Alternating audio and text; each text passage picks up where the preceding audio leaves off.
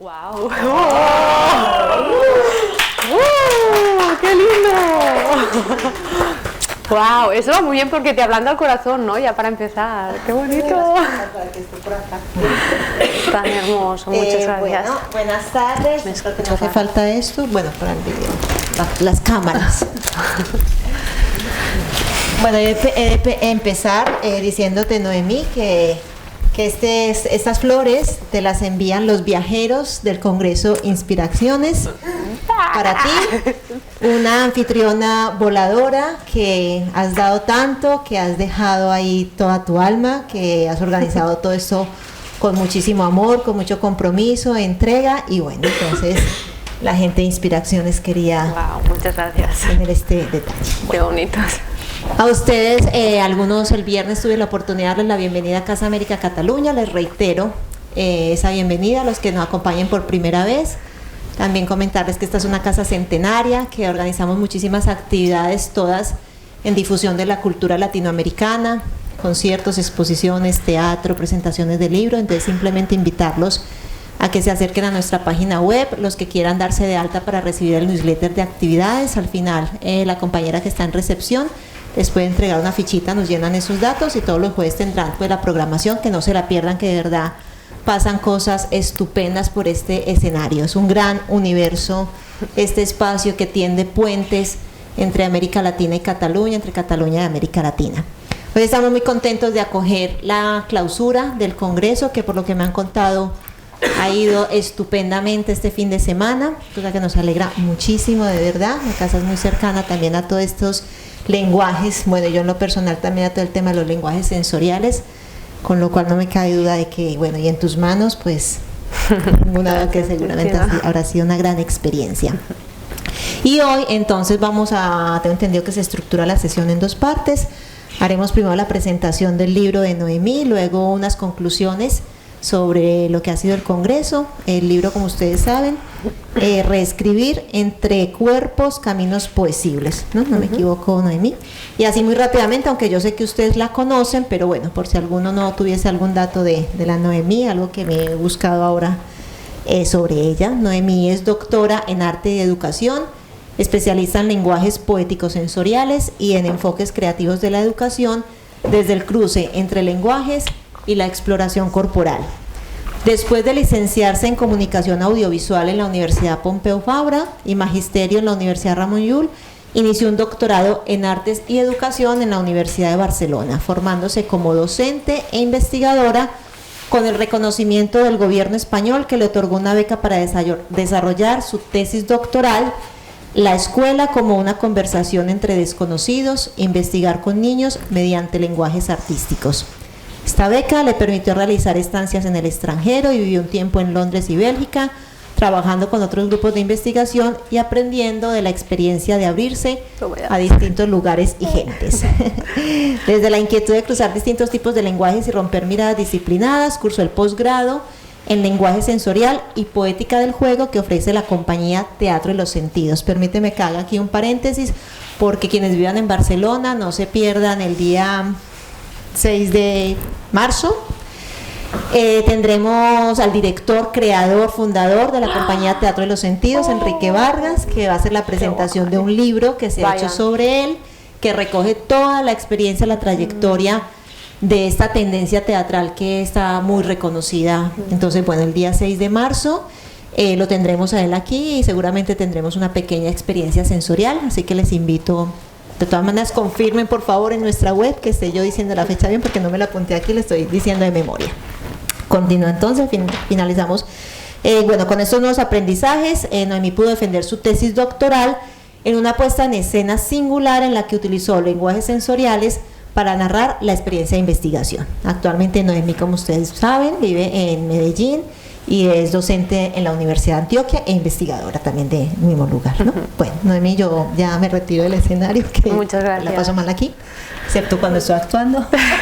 No, muchas gracias, Cristina. Bueno, ante todo agradecer a Casa América, pero antes quiero hacer un apunte y después agradezco. Ay, perdón, voy con dos micros. Esa. Pues os quiero contar que cuando Cristina dice que hice una puesta en escena curiosa para presentar la tesis, es que la presenté en un bar. Y que cuando hablamos de deshacer, ¿no se escucha bien? A ver. Hola, ¿se escucha bien? Hay un poco, yo me siento como resonando en mí misma, pero no sé. Hola, hola, ¿se escucha millor? Ara sí, no hi ha tant de reverberació, ¿no? Vale. No, nada, un apunte para que se sitúen, ¿no? Cuando Cristina dice, presentó la tesis en... ¿Se escucha bien por ahí el fondo? Vale. Pues que ya desde el inicio ha habido una motivación muy fuerte por cómo soy yo, de cruzar lenguajes, ¿no? ¿Me puedes quitar un poco de reverberación? Que me siento como si me estuviera hablando así como mis oídos. Gracias. Hola, hola, millor, gracias. ¿Se sent? Sí. Vale, muchas gracias. Que siempre he tenido como intuitivamente muy clara la apuesta por quebrar ciertos escenarios en los que pues estamos acostumbrados a estar, ¿no? Entonces imagínate que la provocación de la tesis doctoral, la presentación, la hice oficialmente pues en la universidad como institución y siguiendo el ritual de protocolo, que también tiene un sentido, ¿cierto? Pero también reivindiqué mucho que a veces hacemos tesis doctorales que no las lee nadie. Entonces, que es un poco también el debate que hemos estado teniendo todo el fin de semana, ¿qué se hace con el conocimiento? Entonces, una cuestión que tengo muy clara es que tenemos que hacer circular la cultura. La cultura es para todos, ese es el sentido político, no es para algunos, ¿no? Entonces, pues ya siempre ha habido como una intención de quebrar estructuras y jugar, porque al final es un gesto lúdico y pícaro, diría yo, ¿no? En transgredir estos escenarios típicos y provocar desplazamientos, ¿no? Deshaceres. Entonces lo presentamos en un bar, lo hicimos con distintas compañeras del Teatro de los Sentidos y fue una invitación a que otras personas, cualquiera que estuviera por ahí, pudiera entrar en diálogo con cuestiones que a mí me parecían contemporáneas y urgentes de la educación en el contexto, ¿no? Donde se había desarrollado la investigación de tesis. Bueno, os cuento eso también porque creo que es importante, cuando hablamos de educación, de hablar de origen. Y eso es algo que cada vez se me reafirma más estando en Latinoamérica. Entonces, en ese sentido, voy a referenciar muchas veces la palabra origen a lo largo de esta conferencia. Para empezar, os voy a decir el origen, es decir, cómo se crea. Un origen es una creación. ¿Cómo se crea lo que os voy a contar ahora?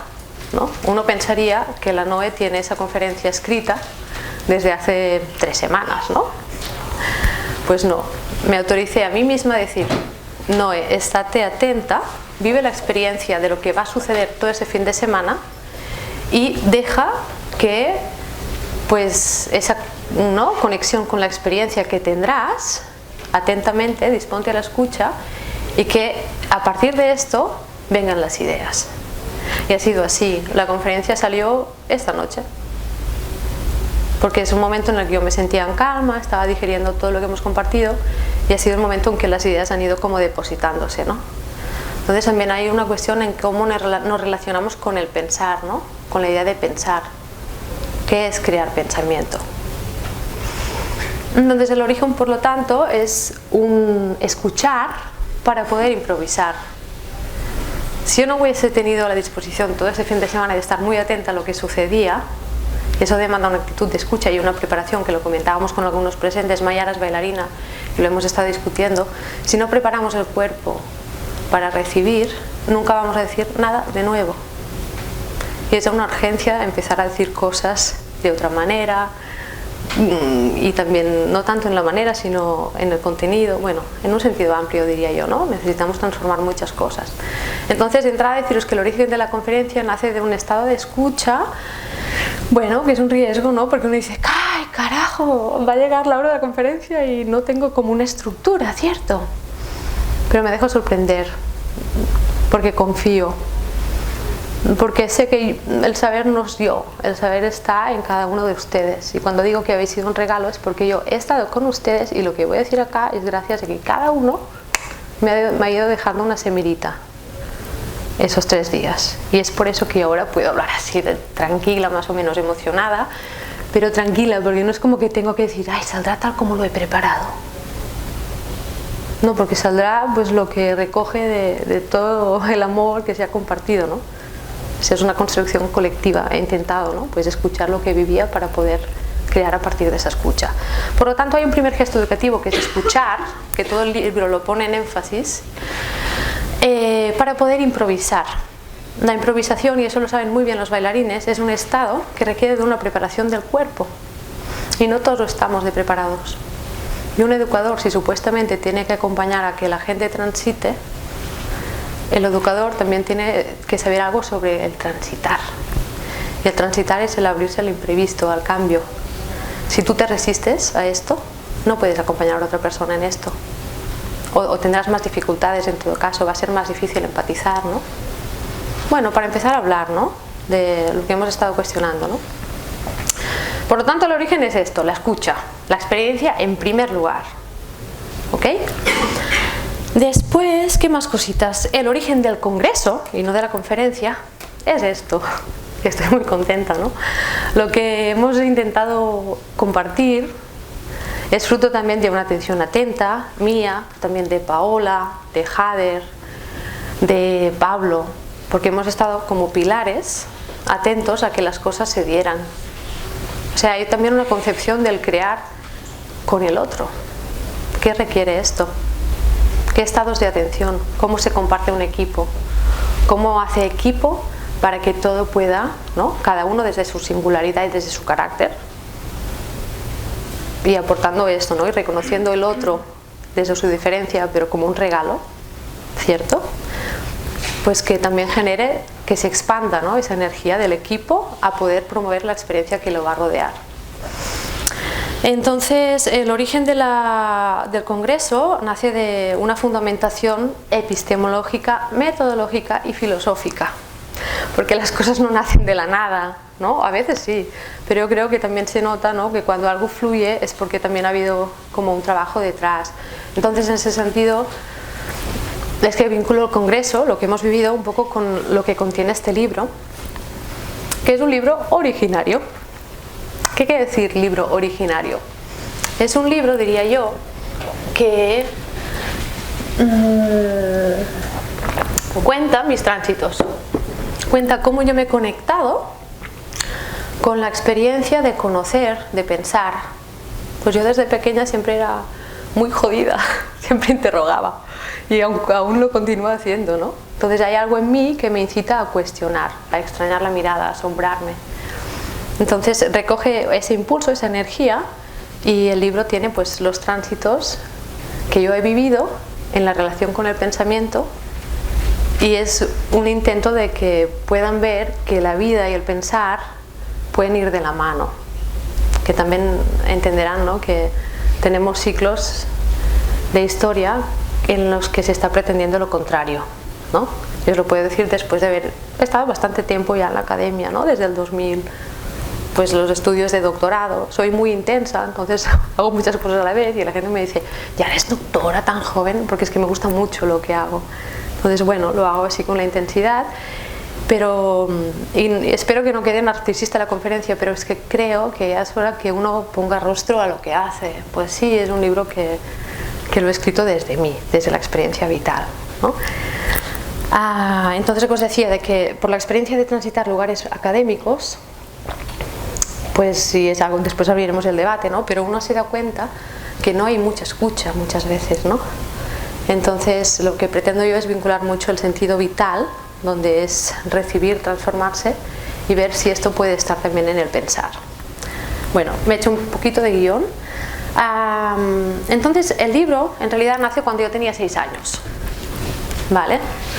A mí me contaron un cuento en la escuela de un hombre que paseaba por las montañas y se le puso a llover, así. Entonces el hombre tuvo que construirse una casita con lo que encontraba, ¿no?, con maderitas, así. Improvisó una cabañita de madera y llovía. Entonces llegó alguien y le dijo, bueno, ¿me puedes cobijar? Me andaba también por la montaña, ¿será que me dejas entrar? Y obviamente le dijo, claro, es muy pequeña la cabaña, pero tú cabes, ¿no? Puedes entrar, yo te cobijo, ¿no? Y así, era muy pequeña, estaban un poco incómodos, pero lograron estar los dos dentro de la cabaña. Al cabo de un rato seguía la tormenta fuerte, aparece otra persona por allí. Y la misma demanda, ¿no? Mira, por favor, ¿me podías alojar? ¿Me podías dar cobijo? Y el hombre un poco estresado, en plan, pues no sé si vamos a caber, porque la cabañita es muy pequeña, ¿cierto? Pero sí, le invita a que entre, ¿no? Bueno, llegaron como 20 personas. La misma noche, en la misma tormenta, en ese lugar como perdido por una montaña, probablemente serían unas montañas estas de Sant Joan de Mediona, digo yo, ¿no? Y el hombre pues siempre tuvo el gesto de invitar a que el otro entrara, ¿no? No, era muy curioso porque esto era un libro que nos daban en la escuela donde había ese cuento. Yo veía que había una imagen de la cabaña y era muy pequeña la imagen de la cabaña y el texto decía esto. Entonces mi pregunta, y creo que a mis papás, creo que alguna vez os digo, es que no lo entiendo porque es que la cabaña es muy pequeña, en el dibujo sale muy pequeña esa cabaña, no lo puedo entender, cómo ese cuento no funciona porque está diciendo que cabe mucha gente. Yo pensaba, entonces esa madera es mágica, ¿cómo es que en una casa pueda pasar tanta gente?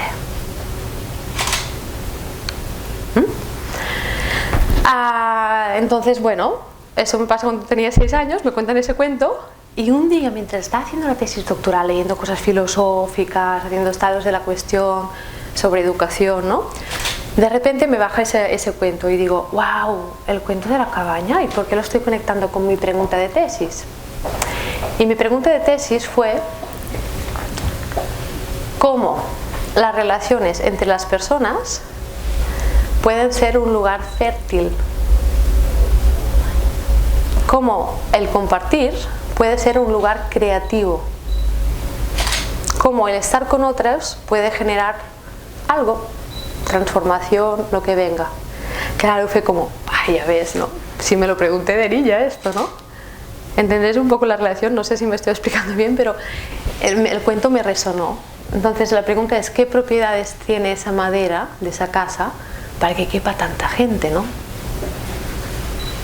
Bueno, voy dejando pistas, ¿no? Entonces mi tesis empezó a hablar de la escucha, de la hospitalidad, de que la educación tiene que ver con recibir al otro, ¿no? Para poder crear juntos algo, ¿no?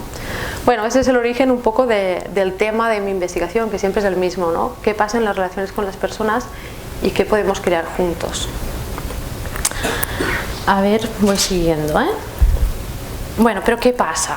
En ese cuento se me generó una intriga, ¿no? Yo sitúo ese cuento en mi cuerpo, en el corazón. Cuando yo era pequeña, o sea, la pregunta que me generó este cuento estaba acá. ¿Cierto? Era, no, pero esa casa no entiendo, ¿por qué no cabe? ¿Por qué cabe tanta gente? Si es pequeño, es que hay un misterio que no lo entiendo, no lo entiendo. Cuando pasé 5 años en la universidad haciendo la tesis, esa pregunta pasó de acá a acá. Literalmente. La Noemí tocaba el piano, la Noemí bailaba. Y mira, me emociono. Y fue una aniquilación del sentir tan fuerte, pero tan fuerte, que a mí, pues, era como, pero qué raro. Me acuerdo en mi habitación tenía el piano y todos los libros encima del piano, ¿no? Carajo, ¿no? Es que es muy fuerte, gente. Es que está en todos los gestos de nuestra cotidianidad. No quieren que sintamos. Entonces yo, como soy así, que si algo me molesta voy al fondo, porque es mi espíritu, pues aún tenía más razón para, ¿no? Para indagar. Y estoy muy motivada en indagar sobre esto, ¿no? A ver, entonces estaba en ese proceso. Entonces la novela se pone a leer sobre la escucha, ¿vale? Mi tesis era... en mi tesis hice un proceso de deconstrucción. Me fui a mi escuela de primaria, ¿okay? Todo eso es lo que está en el libro también, pero más fundamentado y con diálogo con otros autores, porque si no sería mi historia. No es autobiografía, es autoetnografía, ¿ok? Hablo no de mí, sino desde mí, que también es un dislocamiento muy interesante metodológicamente, para poner el sentir, la vida, en relación al pensar, ¿eh? O sea, hay gestos aquí y palabras que a lo mejor van a sonar pues más intelectuales, pero también hay que hacer todo el tiempo esa relación, ¿no? Entonces, os estaba diciendo eso, que cuando hice la tesis sentí que estaba dejando de escuchar, que la hice en contextos, fui a mi primera escuela, en esa escuela lo que vi bueno, indagué sobre esa pregunta en la escuela y ya vi que curioso, es como volver atrás, ¿no? Desde ahí, mira, he ido a la escuela a ver cómo funciona la lógica de escolarización, en tanto a normativización de maneras de estar, de maneras de ser, ¿cierto? Bueno, hago la tesis, termino, me doctoro el 2012, me enamoro de un argentino, y lo voy a decir así porque es verdad, porque la vida te pone cosas que se entrelazan todas, ¿no? No es como mi vida académica, yo no soy, o sea, pasan cosas, ¿no? Y a veces cosas inesperadas hacen que todo vaya tejiéndose, ¿no? Es vida. Entonces pasa eso, me doy el regalo de irme para Argentina cuando acabe la tesis doctoral, porque también tenía una necesidad de vida, y mira, me llevo esto a Latinoamérica, ¿ok? Y con muchas ganas de no leer absolutamente nada académico. Entonces me prometí, en un año solo vas a leer literatura. Y lo empecé a hacer, y también leí Las calles, leí la vida de las personas en Argentina, o sea, y es cuando salió otro libro que se llama Las cartas de la mujer dormida. No sé si lo conocen, que también tiene un sentido, ¿no?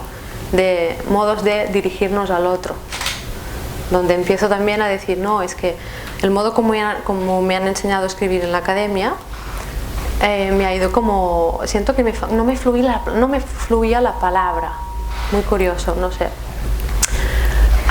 Entonces, bueno, en esa experiencia de querer vaciarme un poco y querer escuchar de otro modo, lo que hago es ver otras formas de escribir, de estar, y sale un libro quizás más poético, ¿no? A ver, es que no quiero excederme tampoco, pero creo que es importante el origen del sonido. ¿Qué pasó? ¿Por qué es? ¿Será que hay una interferencia? Porque estaban esos dos micros encarados, ya está, había una mala conexión. ¿Tú vas a estar sentada? Sí. Vale.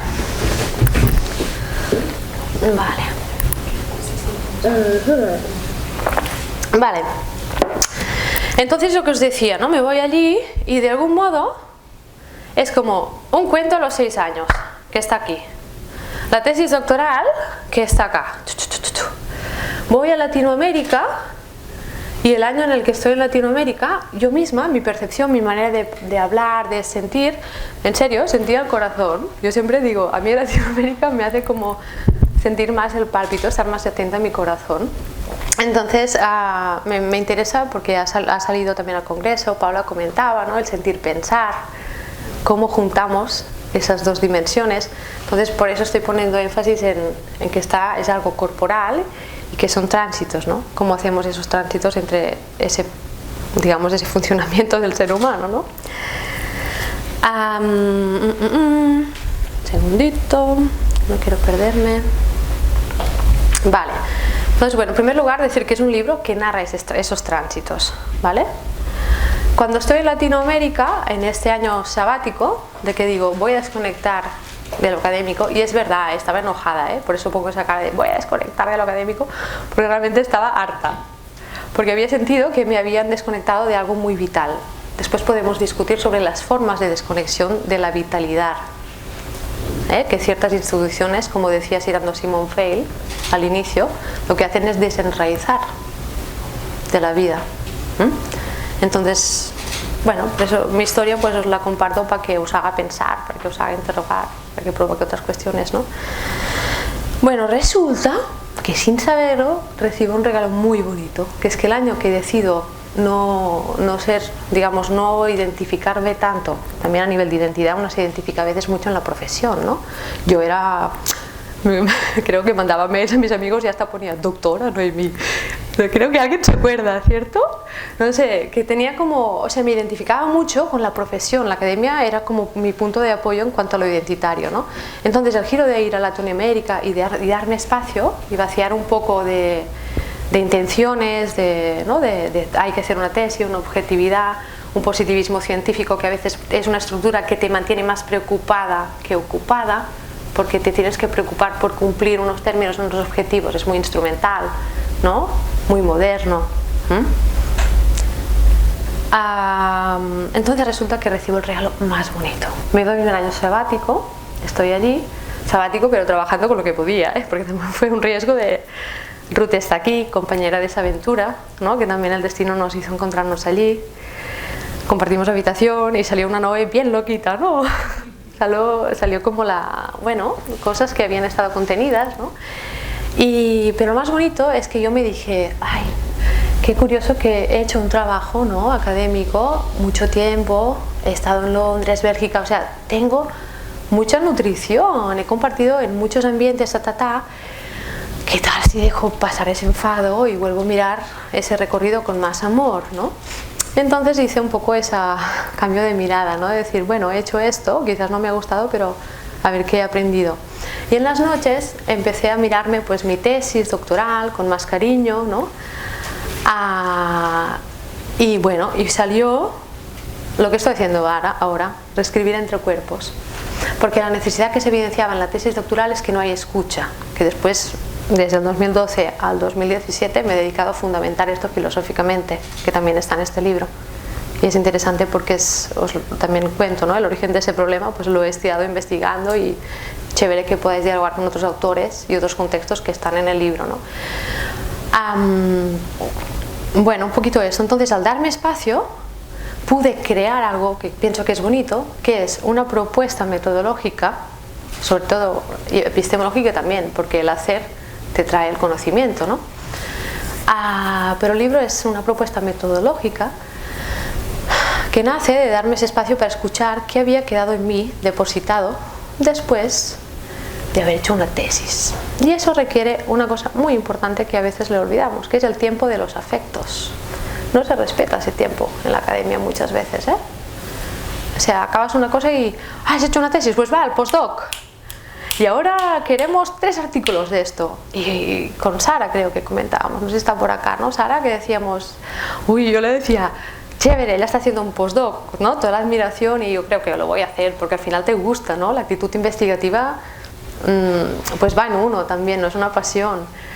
Pero la cosa de que sea creativo lo que estás haciendo, ¿no? Que no caigas a cosas a encerrarte, sino que sea como expansión, ¿no?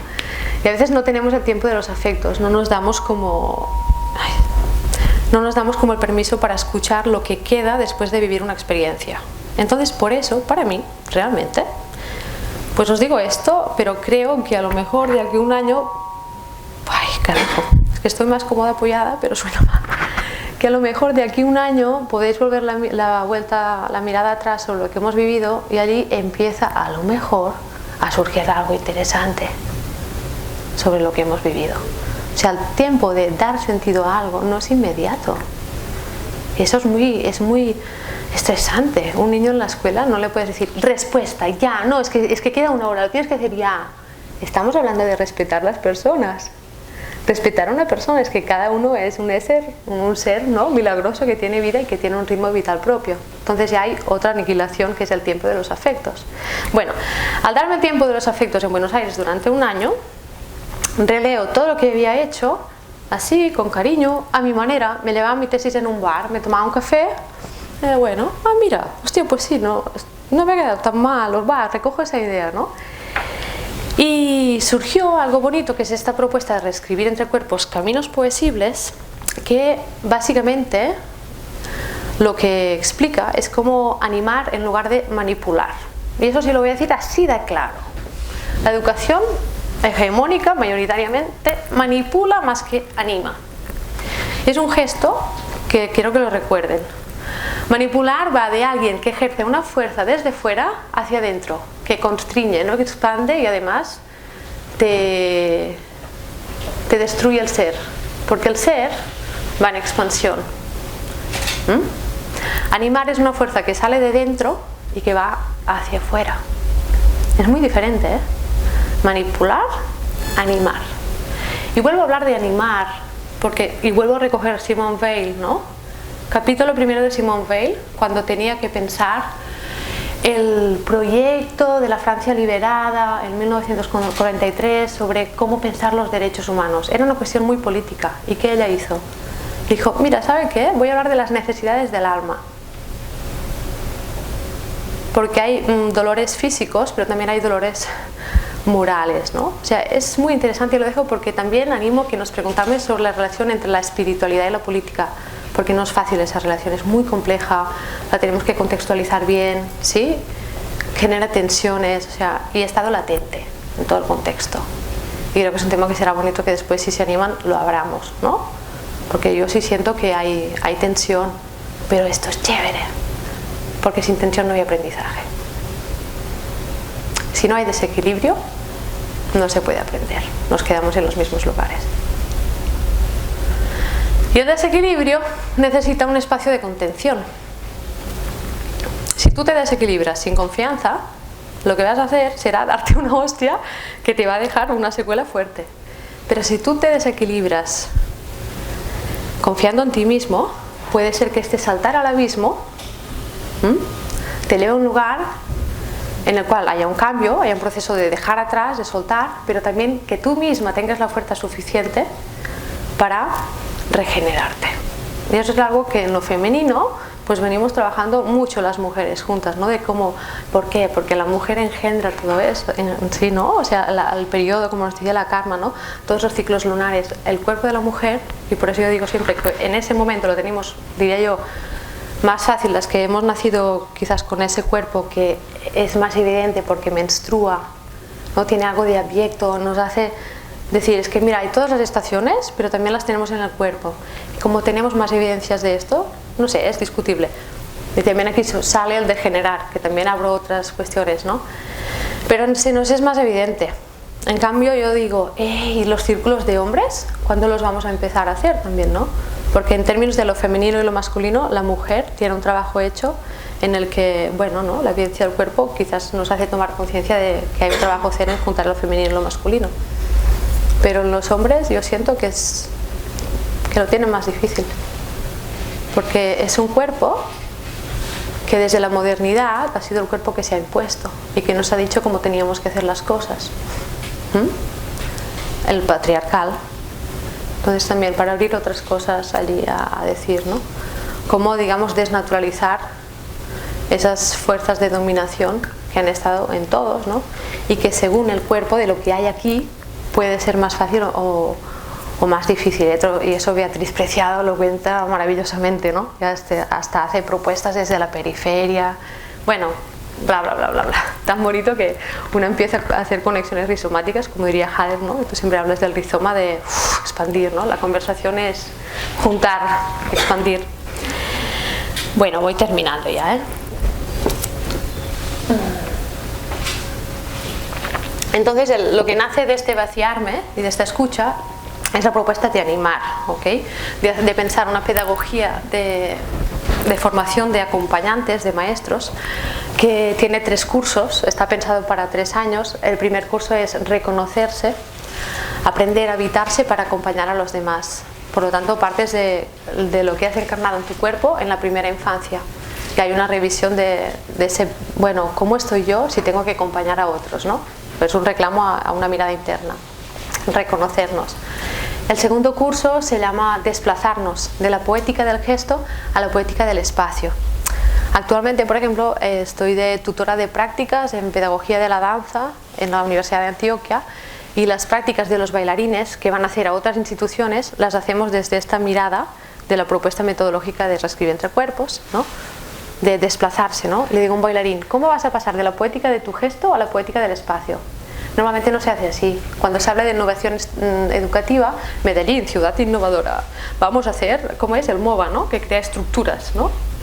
El MOVA, ¿qué hace? Dice, ciudad innovadora, porque están haciendo muchas proyectos, yo lo que he visto, me rectifican porque también es mi mirada extranjera, no tengo tanto conocimiento del contexto, pero sí me impactó, digo, carajo, hablan de innovación educativa. Y sí es verdad que tienen propuestas pedagógicas para maestras, pero también una sensación de que se plantean siempre desde la estructura, ¿no? De, ay, vamos a hacer unas instalaciones, además con el modelo Barcelona, ¿eh? También, mamita, ¿no? Que una sociedad quiera copiar un modelo urbanístico de otro lugar tan distinto.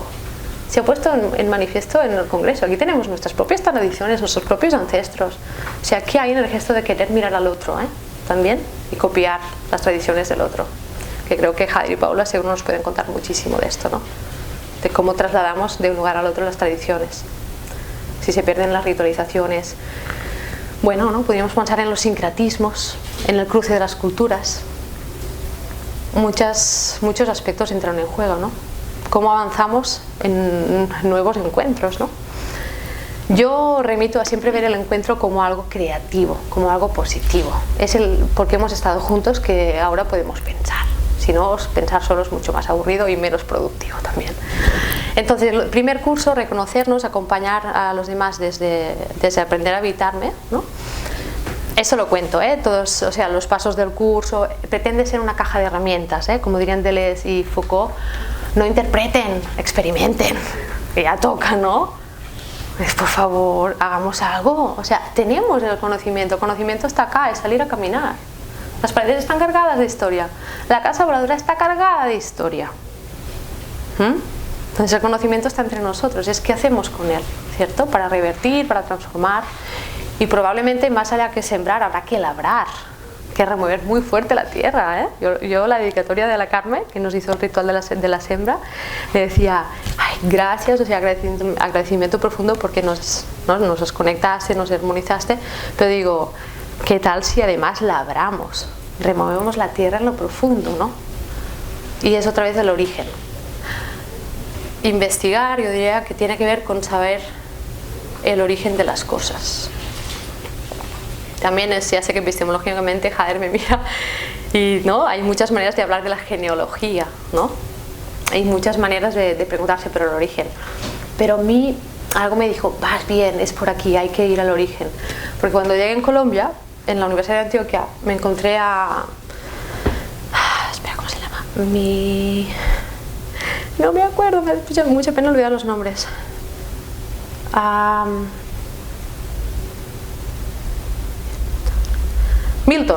Milton. Y Milton es de la comunidad Cunadule, que está por el norte, ¿no?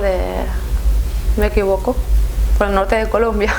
Es tan bonito ver la gente de Colombia aquí, es como wow, increíble, ¿no? Como es de verdad, estamos juntos, ¿no? Ay, es que es raro, lo que se mueva es fuerte, ¿no? Y Milton llevaba un cuarzo rosa colgado acá. Y yo me acerqué y como pues tengo el espíritu de niño, algunas de niña, ¿no? Y pues eso, la infancia, ¿no? Y pues me acerqué y le dije, ¡hala, qué cuarzo rosa, qué bonito, Milton! Y me dice, te voy a contar el origen del cuarzo rosa. Y fue como, no me jodas, ¿me vas a contar el origen del cuarzo rosa? Fue así como, wow, o sea, mucho asombro. Y nos sentamos juntos en una jardinera de la UDEA, que yo amo la Universidad de Antioquia, es la universidad más hermosa que he visto, porque hay un sentido de lo público, o sea, la gente se sienta en las jardineras para hablar. Y yo creo que allí es donde se construyen las relaciones, donde yo me encontré con Jader, donde a veces he podido hablar con Paola también, donde nos hemos confesado estados vitales y de veces, o sea, hay vida, ¿no? Que es lo que a veces acá, en universidades europeas, a veces he sentido que esa conexión vital no está tan presente. Por eso me gusta estar en Colombia, porque siento que hay una fuerza vital que está viva. Entonces imagínense que Milton me acompaña a sentarme con él en la jardinera y me cuenta el origen del cuarzo rosa, no es cualquier cosa. Ajá. No, es que es muy emocionante, de verdad, por eso os digo, es que la información está, hay que escucharla, porque no es que yo sepa más que ustedes, o sea, está todo allí, hay que abrir y recibir, pero a veces no sabemos recibir. La academia a mí me enseñó más a decir que escuchar. Por eso es como, uy, bájate un peldaño, nena, ¿qué estás haciendo? ¿No? Y fue un acto también de ser humilde, ¿no? De no endiosarse uno. Bueno, estamos en Milton, en la jardinera. Me digo, ¿cómo es que sabes tanto? Y me dice, porque es que nuestra comunidad, el saber, está vinculado con el sentido político de cómo nos relacionamos entre nosotros, lo que acontece, los rituales de paso. Desde nuestra comunidad, cada persona es un sabio en el origen de algo. ¡Wow! Dije, qué interesante. Esto es fuerte, ¿eh? Hay un mensaje aquí escondido muy fuerte. Y cuando un niño es adolescente, se celebra el paso a la adultez porque se sienta con algún adulto que sabe el origen de algo, de algún elemento de la naturaleza, porque además, pues afortunadamente, ¿no? En algunas casas todavía se les deja vivir algunas comunidades indígenas no sé, es que quiero ser muy delicada en poner términos porque ustedes saben más la realidad de allí que yo, obviamente, y toda la prudencia si digo algo y me corrigen en el momento, ¿ok?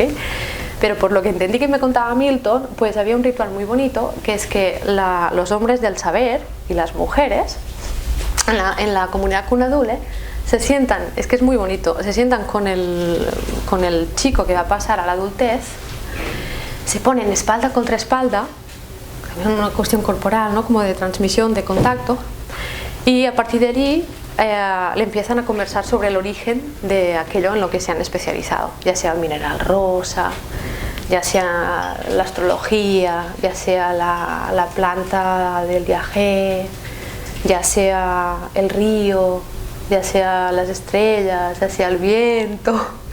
Qué bonito, ¿no? Entonces yo pensé, ¿por qué debe ser esto, no? Entonces pensé que en el origen hay un acto de creación. Hablar de origen es hablar de que algo se crea, ¿no? Es la magia.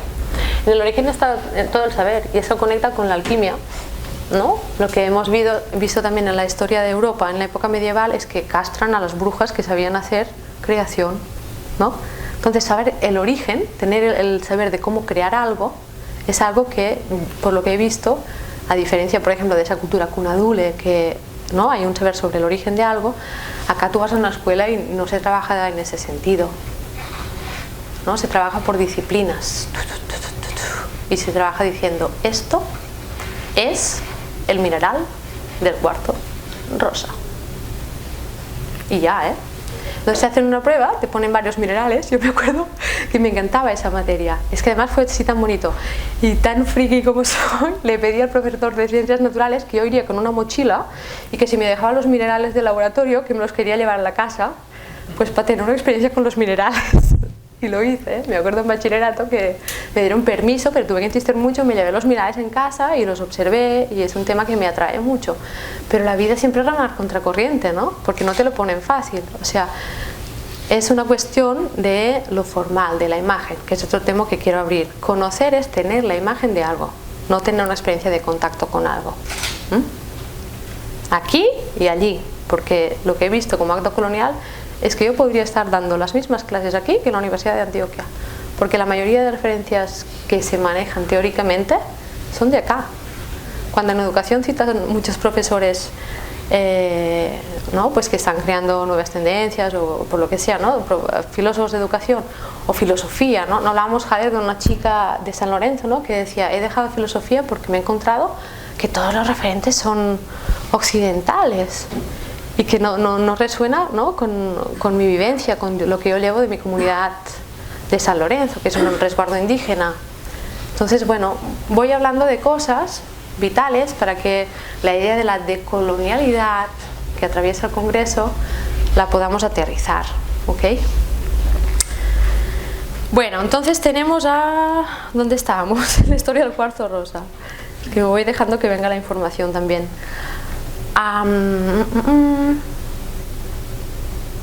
Vale, entonces os decía que el tema del origen me parece muy importante, que cuando estuve un año en Buenos Aires intenté vaciarme, escucharme muy bien y que hice una formación para educadores, que el primer curso es reconocerse, el segundo es desplazarse, del gesto a la poética del espacio, y el tercer es darse. ¿Quién enseña qué? Aprender del otro. Un poco la propuesta, la verán aquí, es que cada persona puede ser un maestro.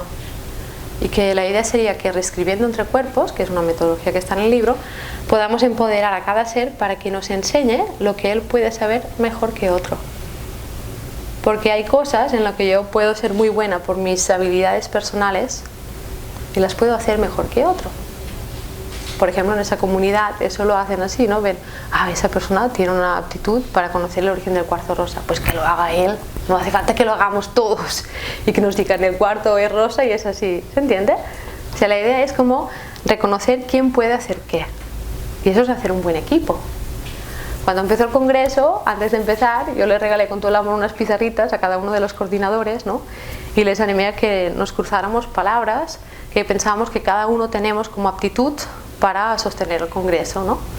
Primero les invité a que cada uno escribiera una persona sobre su propia aptitud y después les dijo, ¿qué tal si las hacemos rotar? Y yo pongo lo que creo que Jader puede aportar al congreso después, ¿no? Paola, Pablo, y así pues fuimos rotando, y bueno, y después una cosa es lo que uno piensa y después la experiencia también, ¿no? Pero ha habido una intención de que también, que uno mismo como coordinador sepa también, ¿no?, que puede aportar, ¿no? O como coordinador, o como estando en un pueblo, ¿no? Karma Kuni hace círculos de mujeres en el pueblo. Hermoso, ¿no? Y la gente es como la brujita, ¡ay, qué chévere!, ¿no? Pues sí, pues si lo está haciendo, le está poniendo toda la pasión, es bonito, ¿no?, que tengamos un rostro y que los círculos de mujeres no sean en abstracto, curso de círculo de mujeres, no es que es Carmen, además, ¿no?, poner rostro. Entonces, el último curso es darnos, quien enseña que aprender del otro, reconocer que el conocimiento ya no es algo que identificamos, eso es así, lo cual es un gesto soberbio, arrogante, que podríamos decir más, ¿no?, como muy centrado en la visión del hombre hacia el mundo, ¿no?, sino que es más bien invitar a abrirnos a cómo cada uno aprende, cómo cada uno se relaciona con el mundo. Y ahí tenemos muchos maestros. Si yo me siento en una escuela, no en una universidad, y en lugar de decir, bueno, les voy a contar la historia de San Joan de Mediona, si yo les digo, bueno, ¿cómo investigarían cada uno de ustedes sobre San Joan de Mediona? Y después esto lo socializamos, lo compartimos, la información se multiplica, es muy loco. Tienes distintas miradas como ¿no?, sobre un mismo fenómeno. Aprender del otro. Y no se habla de aprender del otro. Todavía estamos diciendo aprender con el otro. Tenemos que estar juntos y participar. Pero no por el hecho de juntarnos y participar. No es suficiente, ¿eh? Muchas cosas se valoran por si ha habido una alta participación. Y el debate no profundiza. No es una cuestión de número, es una cuestión de la calidad de qué pasa entre tú y yo. Por eso la pregunta educativa, ¿no?, es un encuentro con el otro, y es el arte de las distancias, el más difícil de todos, ¿no?, el que después nos trae traumas emocionales, bueno, y sanación. Sanación también ha sido una palabra, ¿no? Pero también hay una cuestión muy interesante que si uno no sana, repite. Entonces el aprendizaje a veces hace decir, detente, tú llevas una carga y tienes que mirarte dentro para poder relacionarte de nuevo y que nazca otra cosa. A propósito de las violencias que hemos estado comentando, ¿no?, también ha salido todo ese tema. Bueno, entonces en Buenos Aires nace la propuesta, muy bonito, porque Griselda, la cordobesa dicharachera que vieron todos, fue la primera que me acogió, que creyó en mí. Me dijo, esa niña sabe, tráela para acá, con el acento cordobés. Entonces las quiero mucho, imagínense qué poder que las primeras personas que me dieron un cobijo en Córdoba, ¿no?, en Argentina, ahora poderla tener en la casa voladora ha sido como, wow, qué círculo tan mágico, ¿no?, mágico. Entonces con ellos empecé a trabajar, empecé como a explorar qué sería reescribir entre cuerpos como metodología para hacer cosas juntos, ¿vale? Bueno, y el libro, entonces creo que voy a pasar al contenido del libro, más para no alargarme mucho más. Entonces el libro lo que narra son todos esos tránsitos, pero distanciándome quizás de las anécdotas, ¿okay?, que ahora las he compartido también pues para crear ese contacto y porque me siento más confidente después de lo vivido, ¿no? Hay un primer capítulo que se llama Enseñar cómo recordar, que lo que hace es marcar el contexto. Yo desde donde escribo este libro, lo escribo desde Colombia, ¿okay?, lo he escrito durante, o sea, lo he, digamos, articulado, ya tenía mucha cosa escrita, fue un encargo de la editorial de la UOC, de la Universidad Abierta de Cataluña, con quienes trabajo como tutora. También súper bonito, estoy en Colombia, pero tutorizo cosas que pasan aquí. Entonces es como también, ¿no?, uno está allá, pero sabiendo que está pasando por acá. Entonces Jordi Planella me propuso de que recogiera todo lo que yo venía generando desde el 2012 y que pudiera articular un corpus que tuviera un sentido sobre todo de caja de herramientas, ¿ok? Es un libro metodológico, pero fundamentado de por qué la metodología de reescribir entre el cuerpo, que es lo que me he estado poniendo en escena, pues puede dar frutos, ¿no? Y a veces reescribir entre cuerpos pide más desaparecer que aparecer, ¿no?, que tener todo el tiempo protagonismo. A veces la educación se entiende como, bueno, ahora sí que lo tengo protagonismo, pero muchas veces no es necesario que uno siempre esté aquí. También puedes estar con el otro, puedes salir en pijama y compartir espacios, y esto también es educación, ¿no? Entonces digo esto, que aunque haya parecido que quizás no ha habido digamos, nadie se ha subido a un palco durante esos 3 días, yo creo que sí ha habido discusión, ¿no? Que ha sido otra forma de hacer emerger la discusión, reescribiendo entre cuerpos, que lo que hace es que uno pueda tener tiempo para escuchar cómo comparte una experiencia con el otro y entender que esa misma experiencia tú la puedes vivir de una manera, que el otro la puede vivir de otra, y que además, a ver, ¿cómo os lo diría? Si uno llega a ciertas conclusiones como las que salieron cuando Carmen nos invitó a hacer el círculo, era muy potente todo lo que se dijo, era un acto de sentir, pensar, conectado con el momento en el que estábamos. Solo es porque hubo, ¿no?, un conversar, un estar juntos profundo que nos atravesó. Y si no, sería hipocresía, digo yo, ¿no? Porque si uno habla de lo que siente es porque le ha pasado algo. Y conversar significa estar juntos, girar lo que nos está pasando, ponerlo en contraste y transformar. Y un poco Reescribir entre cuerpos pretende eso, ¿no? Dar andamiajes metodológicos, no estructuras, sino pistas sutiles sobre cómo estar sutilmente con nosotros para dejar espacio a que el otro pueda estar y pueda transformarse sin tú dirigirle, ¿no? Y es muy difícil, ¿eh? Porque nos han enseñado a dirigir. A mí me cuesta mucho, por eso lo trabajo, porque soy muy mandona. Ruth lo sabe, anda, Noé, pues tienes que aprender a escuchar, claro, por eso es mi tema de investigación, ¿no? Pero uno aprende poco a poco ese arte de las distancias, ¿no?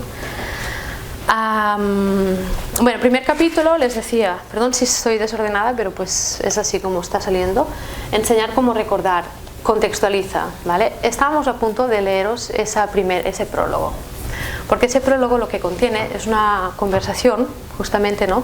Pues yo reconozco que si estoy como extranjera allí, lo que tengo que hacer es abrirme a conversar, aprender del otro, ¿no? Estoy en otro contexto, Latinoamérica. Es una conversación con Abadio Green, que es un maestro de la pedagogía de la Madre Tierra, que la hemos nombrado a lo largo del encuentro, ¿no? Y resulta que hace 3 años yo ya tuve el primer contacto con Colombia y wow, así como, wow, estamos en la misma frecuencia. Fue una cosa así de sentir de, ¡hala, Abadio, tú estás proponiendo esos rituales cuando empiezas las clases! Ah, mira, yo, pues desde mi cultura europea que me ha forjado, pues estoy también teniendo la intuición en que antes de ponerme a hablar, ¿qué tal si me preocupo por cómo está el ambiente? Porque si siento que es un lugar oscuro, que hay que poner más luz, cuidar el ambiente, cuidar el espacio para generar un encuentro con el otro, que el otro esté en una sensación que posibilite, ¿no? Y no significa crear espacios de comodidad, repito, recordemos que la educación es desequilibrar, Entonces es una sutil intención sutil equilibrio, ¿no?, entre poner intención a una cosa, pero también atención, dejar espacio, pero saber lo que quieres comunicar. Bueno, entonces el primer capítulo habla de esta entrevista de Abadio Green, a ver si me focalizo más, que me siento dispersa, también mucho cansancio acumulado de toda la vivencia. Y contiene 3 preguntas. Yo le pregunto a Abadio, vale, pedagogía de la Madre Tierra, estamos sincronizados porque creo que hay algo que nos está vibrando en conjunto y de hecho yo formo parte también de la pedagogía de la Madre Tierra, estoy aprendiendo con ellos, con Diverser sobre todo, desde el grupo de investigación, y les digo, hay 3 nociones que yo al investigar sobre la posibilidad de hacer cosas con otros, metodológicamente, me aparecen como importantes, que son presencia, gesto y ritual. Entonces lo que van a encontrar en el primer capítulo es un diálogo entre Noé y Abadio sobre por qué la idea de, o sea, cómo entiende él, cómo significa esa palabra presencia desde la pedagogía de la Madre Tierra, ¿ok? Y cómo después significa la palabra gesto y cómo significa la palabra ritual. Yo os animaría también a ese ejercicio. Quizás antes de leer el prólogo, una pregunta para resignificar el contexto podría ser: ¿cómo hemos encarnado esas 3 nociones? La presencia, el gesto y el ritual. ¿Y por qué es importante hablar de esto hoy? Porque resulta que cuando hablamos de presencia estamos hablando de una cuestión estética de la educación, ¿no? Del estar desde un lugar sensible, ¿no? Y hay cosas que facilitan que uno esté presente y que pueda estar receptivo y por lo tanto aprender, y hay cosas que no las facilitan. Si uno se está en confianza y hay un ambiente amoroso, uno puede aprender a estar más presente. Abrirse, es que hay muchas cosas que nos hacen temor, entonces no estamos tan presentes, ¿no? Estamos más encerrados. El miedo impide estar presente, por ejemplo. Estar presente, y lo hemos escuchado con varias voces de distintas maneras durante el congreso, estar presente es estar aquí y estar súper atento, ¿no? Pensando que no solo es escuchar una voz, sino mis gestos, los olores, no sé, todo, ¿no? Lo que está aconteciendo en ese momento, ¿no? Entonces, bueno, voy diciendo cosas que se podrían profundizar, pero creo que el aprendizaje del amor, del estar a gusto con otro, nos facilita que estemos más abiertos, porque da miedo abrirse, ¿no? Ay, mañana me voy a Colombia, no sé qué me va a pasar, yo estoy cagadito otra vez, ¿no? Bueno, me vuelvo a ir de viaje, pero bueno, me esfuerzo a abrirme, porque sé que si me desequilibro voy a aprender. Entonces ese desequilibrio pide estar presente, porque por si uno dice, sí, me estoy desequilibrando, pero está controlando todo el tiempo, no estás presente. A mí me pasó a lo largo del congreso, se me estropeó el móvil y fue como, ay, qué bien, ya, estoy más aquí, ¿no? Entonces, ¿qué cosas nos hacen estar más atentos al momento y qué cosas no? Por lo tanto, vincular esto, la presencia, ¿no? Es una noción clave que atraviesa toda la metodología de Reescribiendo Cuerpos. De hecho, reconocernos, aprender a acompañar, revisando cómo hemos, digamos, aprendido a habitarnos a nosotros mismos. La primera noción que se trabaja, que además la estamos trabajando en Facultad de Educación Física, Facultad de Ciencias Políticas, súper agradecida, porque también es un atrevimiento, ¿no? En facultades que a veces hemos dicho, wow, hay un legado que hace que sea muy disciplinar, más cerrado en cuanto a formas de compartir el conocimiento, ¿no? Facultad de Artes, actualmente la Universidad de Antioquia, pues me ha abrazado, estoy muy agradecida porque estamos probando esas nuevas maneras, ¿no? Pues la cuestión de la presencia, ¿no? Primer curso, ¿no? Y reivindica un sentido estético de la vida, pero no un sentido estético moderno, de las vanguardias, que lo que hacía, ¿no? Es como que nos ha situado en pensar que la estética es una cuestión formal, que es una cuestión de formas. Esteikos viene del griego y significa percepción, capacidad de percibir. Mira si ha sido dura la historia, que nos ha hecho confundir que el término steikos, que etimológicamente, que es cuando se creó el origen del término steikos, es decir a los hombres que es importante que te abras, porque si no, no te va a pasar nada. Se ha perdido, porque el arte institucionalizado ha hecho que la estética se conciba desde una concepción formal. Tú tienes buen gusto, tú tienes un mal gusto, Kant, ¿no? O sea, hay toda una cuestión con el término estético muy interesante. Entonces, cuando hablamos de que la experiencia tiene un sentido estético, nos dice, ¡ay, me ha quedado muy bonito, eh! Lo cuelgo al Facebook y ha quedado súper bonito. No es la imagen de lo que vamos a colgar, lo interesante. La estética es si realmente a ustedes les ha pasado algo. Entonces, invitar a reflexionar sobre el concepto de estética. ¿Okay? Otra palabra clave es el gesto, es la palabra de gestos, ¿no? Y os lo quiero bajar para que sabéis, porque son ejes transversales en lo que ha pasado y en lo que hay en el libro, ¿no?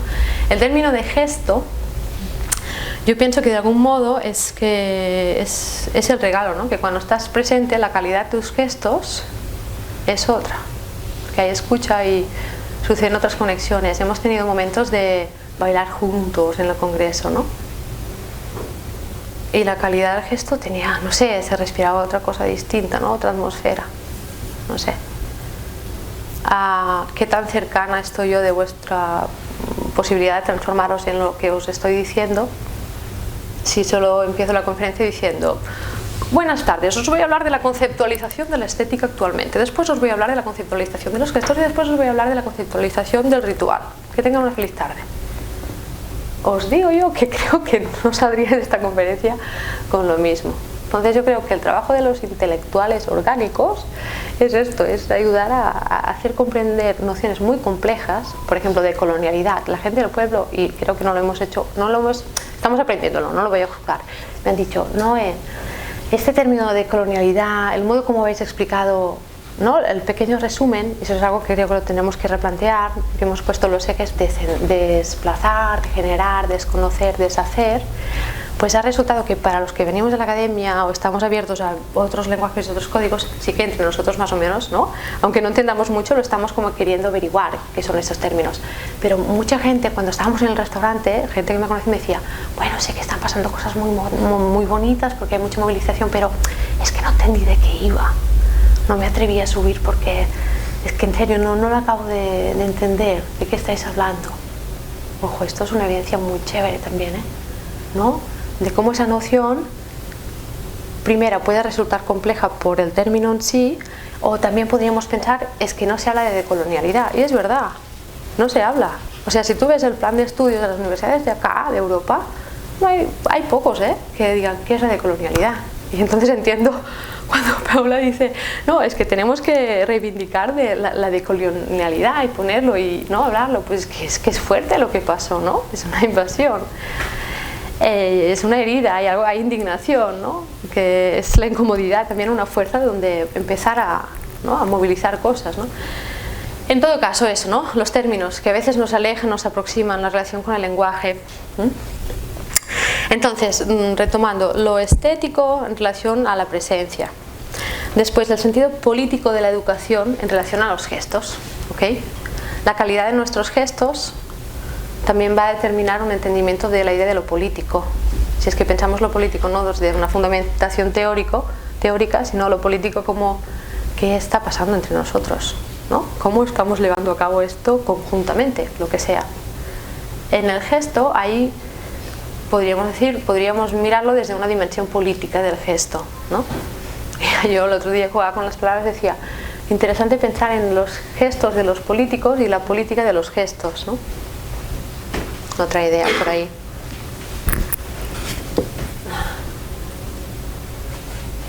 Y finalmente otra noción que atraviesa el libro es la noción de ritual, ¿vale? Por tanto, presencia, sentido estético de la educación, del acompañar, del compartir, gesto, sentido político, diría yo que aterrizado, ¿no? Porque nos invita a mirar lo cotidiano, los gestos como un lugar en que las presencias se ponen en comunicación. Es gracias a los gestos, es este cuerpecito que entra en juego, ¿no? Y después hablaba del ritual, retomando un poquito que el ritual lo que hace siempre, ¿no? En lo que me olvido de la historia de las culturas humanas diversas, es que... Un momento, veo un poquito de agua.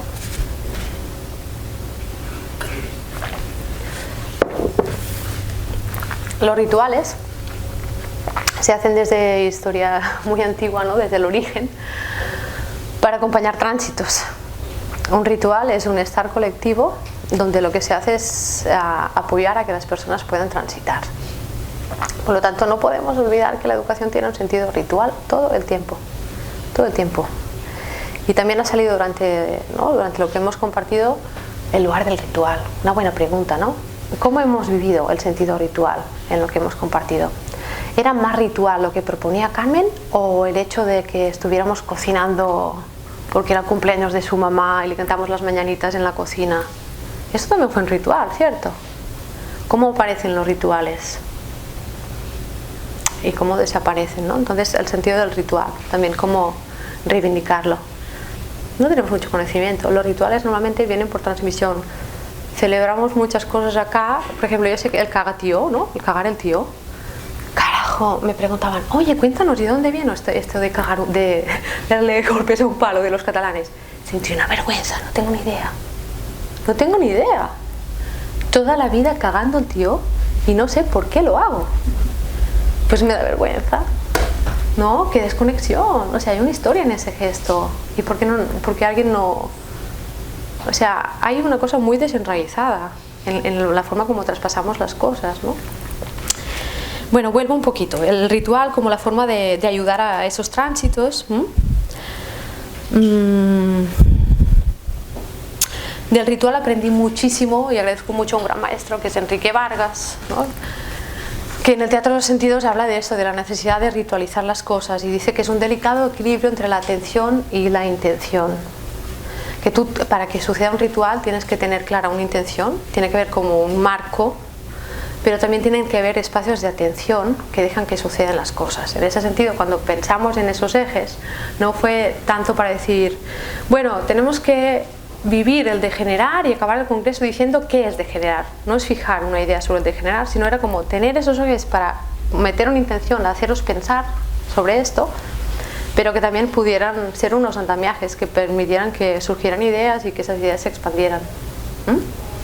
Y eso es permitir que el otro haga su propio camino. A mí me da igual si yo no pienso igual que el otro, es que me da igual, aunque esto es hasta más interesante, es una riqueza. Yo puedo tener mi idea del degenerar, la Ruth tendrá su idea del degenerar. Qué interesante, ¿no? Es que ¿por qué tenemos que vivir lo mismo todos? Bueno, y básicamente un poco es esto, esas tres palabras que atraviesan todo el libro. Primer capítulo la sitúo hoy en día en el diálogo con Abadio Green, Pedagogía de la Madre Tierra, y después del libro lo que he hecho ha sido como recoger, a ver, serían 1, 2, 3, 4, 5 artículos que narran esos distintos momentos de aprendizaje que he ido viviendo, ¿no? Una vez acabo la tesis, yo digo, bueno, mi postdoc ha sido muy vital, me fui a Latinoamérica, tuve varias experiencias que las voy narrando y que construyen la metodología de reescribir entre cuerpos, ¿ok? El segundo capítulo se llama de cuerpos escritos a reescribir entre cuerpos. O sea, yo voy a mirar la escuela, ¿no? Entonces digo, estos cuerpos están escritos, ¿no? Entonces la propuesta es, ¿qué puedo ver? ¿Qué me enseña la tesis doctoral para pensar cómo podemos crear maneras de reescribir entre cuerpos en lugar de estar como conformes con tener cuerpos escritos, ¿no? Entonces ese primer tránsito, ese capítulo, narra los aprendizajes de la tesis doctoral, que eso no se hace nunca. Uno termina una tesis doctoral y dice, ya está, ya lo sé, lo pongo aquí, ya soy doctora.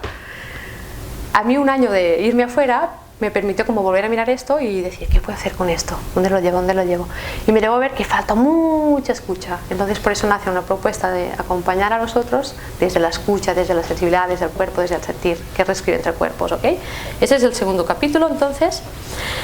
Después también hay un tercer artículo que es el cuerpo, que es donde yo creo que vais a encontrar el contenido para que eso devenga una caja de herramientas, ¿ok? En el primer lugar, lo que hago es un poco argumentar la falta de escucha hoy en día, ¿okay? En diálogo con otros autores y bueno, intentando ser lo máxima de holística posible. Entonces hay una argumentación de por qué nos prefieren sordos que atentos, ¿okay? Y después ya sí que hay las bases epistemológicas de reescribir entre cuerpos, es decir, con quién he hablado yo para que esto pudiera surgir, ya sea la experiencia con mi abuela o la experiencia con Heidegger, ¿ok? Y después están los andamiajes metodológicos de reescribir entre cuerpos, que son 10. Intenté ser muy precisa, dar como 10 pistas de gestos que podrían ser políticos, en tanto permiten un compartir, un estar con el otro, dejando espacio y bueno, permitiendo que emerjan cosas, ¿no? Y finalmente también las guías orientativas de cómo enfoco los cursos, que siempre es la idea del andamiaje, no tanto la idea de una estructura para llegar a algo, sino un lugar que permita aflorar distintos caminos, ¿okay? Finalmente, esa es la parte como de reescribir entre cuerpos, lo que os he contado. Después se abre otra parte, que no sabía si ponerla, pero creo que es bonito, que es otro capítulo que se llama Caminos Poesibles, que es lo que una vez yo digo, vale, las ideas son estas, reescribir entre cuerpos, me sé, ¿no? Por lo que he vivido, esas ideas y las conjugo así en diálogo con muchos autores. ¿Qué hago con esto? Siempre es esto, ¿no? Es como, ok, pensar y accionar, pensar, inspiracionar.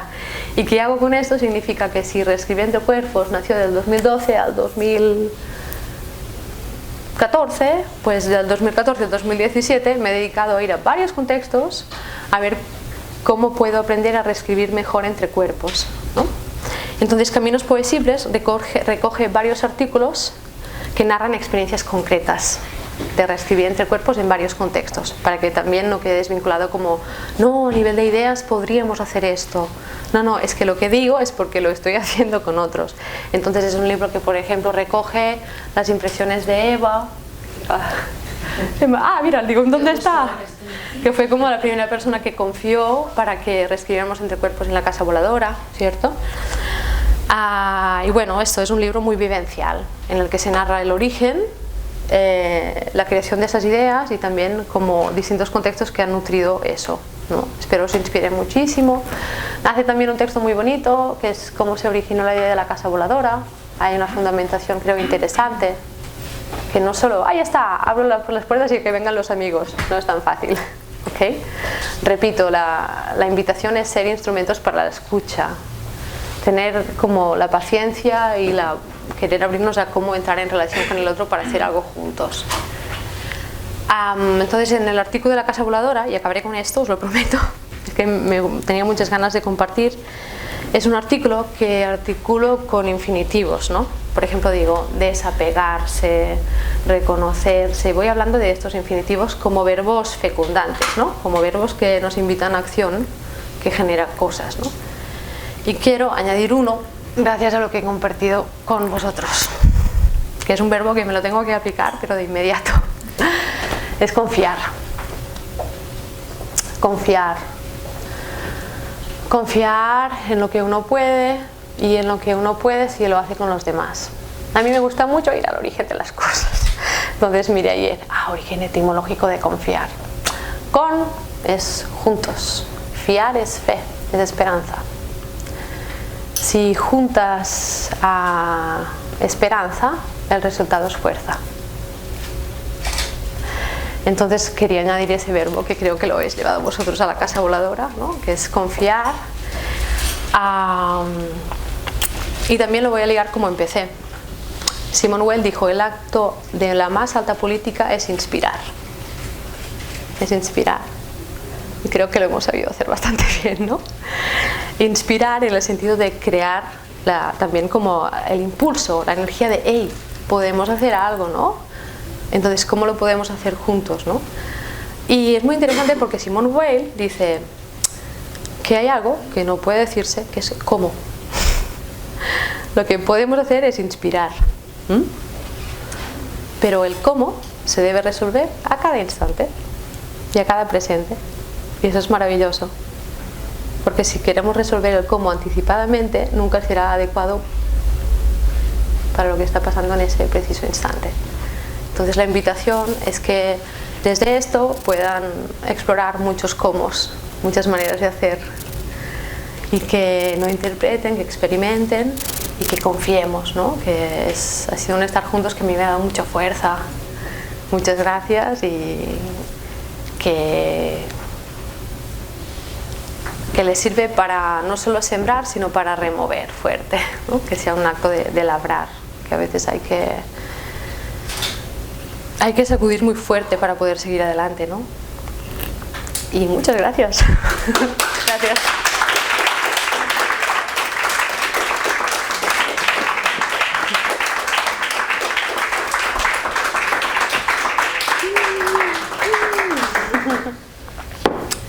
Bueno, y acto seguido, un poquito la idea sería abrir la conversación, pero para eso sí pido refuerzos. Si los otros, ¿no?, que han permitido que eso pudiera tirar adelante, que de verdad solo no se hace nada, ¿no? Y a veces yo lo he tenido que aprender, porque como soy mujer orquesta, a veces me cuesta delegar, ¿no? Y también el aprendizaje es que solo puedes hacer, pero para llegar lejos hay que hacer con otros, ¿no? Agarra más fuerza, es lo que hemos visto, ¿no? Confiemos juntos, ¿no? Tengamos esperanza juntos. Entonces invitaría a los otros coordinadores del Congreso para abrir un poco una pregunta que ayer por la noche con Paula y Jader la pusimos también, ¿no?, sobre la mesa. Hemos dicho, bueno, hemos vivido algo, lo hemos querido ensayar, gracias por confiar, porque imagínense el acto de confianza, ¿no? O sea, ha habido personas que han venido por primera vez a Europa, de Latinoamérica, y los coordinadores han movilizado que esos estudiantes vinieran. Eso es un desequilibrio, es abrirse a lo desconocido, ¿no? ¡Wow! Muchas gracias por haber confiado. Me parece un acto muy bonito, de verdad os lo digo. Muchas gracias. Y por encima de todo está el agradecimiento, el reconocimiento, la valentía y, pues, no sé, las ganas de seguirlo intentando, ¿no? De mi parte, eso. Entonces ayer me decían, no, ¿qué tal si invitamos a pensar sobre lo que ha pasado, ¿no? Porque también nos toca. O sea, nosotros estamos en el mundo también de las ideas, ¿no? Desde la universidad nos toca ayudar a pensar, a resignificar. Digamos, no solo a interpretar, sino también a experienciar, pero ¿cómo hacer ese puente, ¿no?, entre la interpretación y la experiencia, ¿no? Porque para no caer en una palabra que fije, sino una palabra que permita que nos sucedan cosas bonitas, que nos ayude a estar mejor, ¿no? La palabra dulce, como decían los ancestros. Entonces, no sé, les invitaría a subir y pensamos un poco algunas preguntas que quieran colocar para que las otras personas pudieran resignificar, decir lo que sientan, no sé, ¿me ayudan un poco, porfis? Gracias. Wow, muchas gracias. Solo situar una pregunta de fondo, eso sí, y a partir de aquí ya dar, ¿no?, la marcha que cada uno también, desde su saber, desde su experiencia particular, pueda ayudar a impulsar ese debate.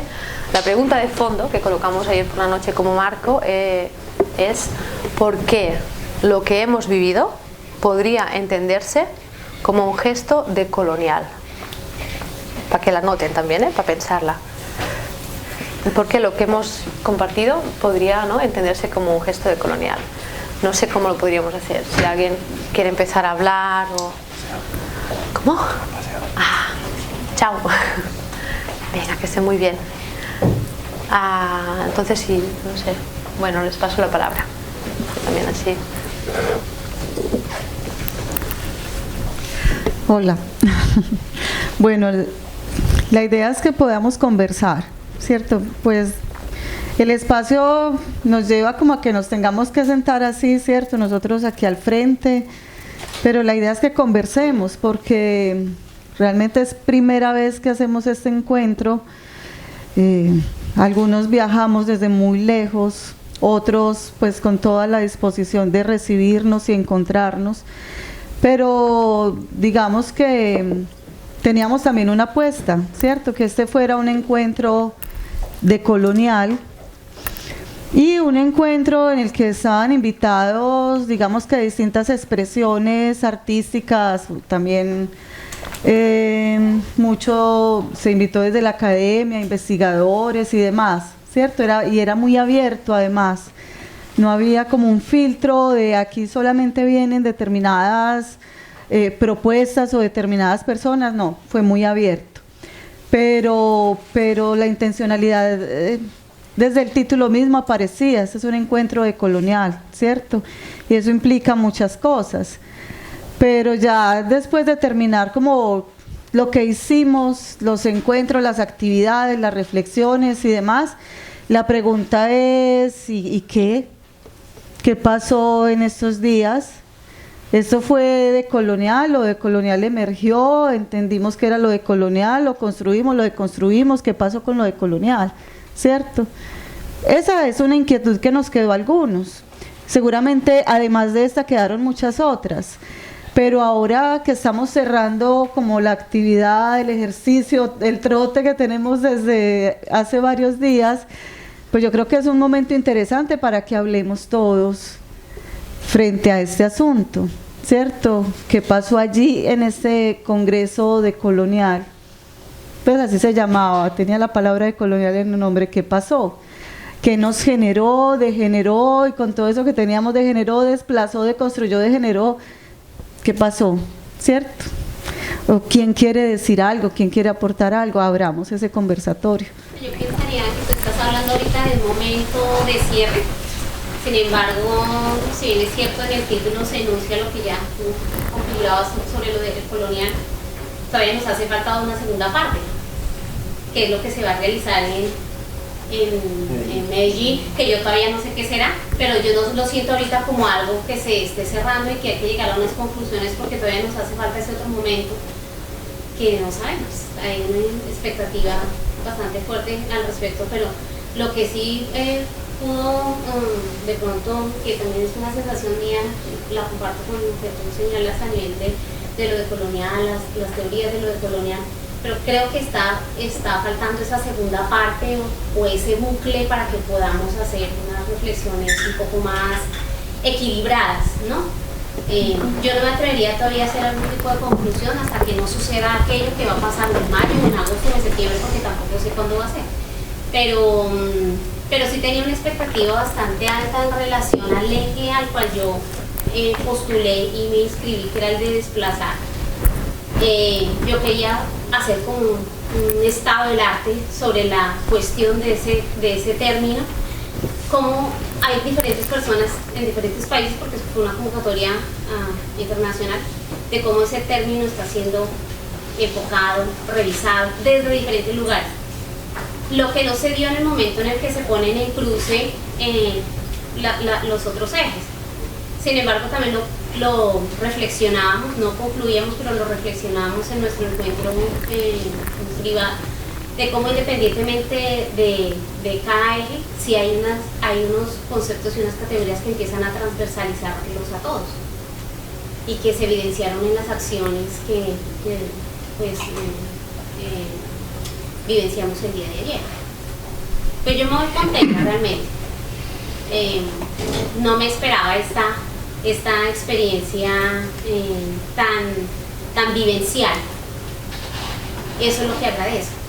Se desmontan una serie de estructuras, de paradigmas, de modos, de estrategias que están encarnadas en el horizonte de lo académico y que también ha sido una discusión que se ha puesto de relieve a lo largo del Congreso, y que desde el ámbito de las humanidades, que es donde yo me muevo, desde el ámbito estético, pues me confirman que este tipo de apuestas son potentes, son necesarias, son urgentes para hacer como una especie de activismo estético en el ámbito académico, para poderlas inyectar, no de manera violenta, o bueno, si se quiere violenta, pero violenta con amor, para que eso remueva lo que ya también señalaba Noemí. Tiene que pasar algo al interior. O sea, si nuestros trayectos históricos han estado atravesados de violencia y ha pasado y vemos como respuestas muchas cosas de emergencia, de resistencias, de creación, pues la violencia es saludable, necesaria. Entonces me parece que sí, me llevo reflexiones. No he tenido tiempo de escribir como hubiera querido, porque digo, alguien lo señalaba ayer, tengo que llegar a escribir porque han pasado tantas cosas que de pronto ya mañana se me olvida, no es que, pero creo que como han calado tan fuerte, van a tener la capacidad de estar más tiempo en nuestra memoria celular, en nuestra memoria corporal, y que de pronto en 6 meses todavía podemos acordarnos y escribir como si hubiese sido ayer. Entonces yo agradezco a la compañía de los colombianos, de otros compañeros académicos, artistas que se mueven en el ámbito estético en Latinoamérica, y pues este encuentro fue realmente para mí muy enriquecedor. Gracias. Gracias. ¿Le puedo decir algo? No.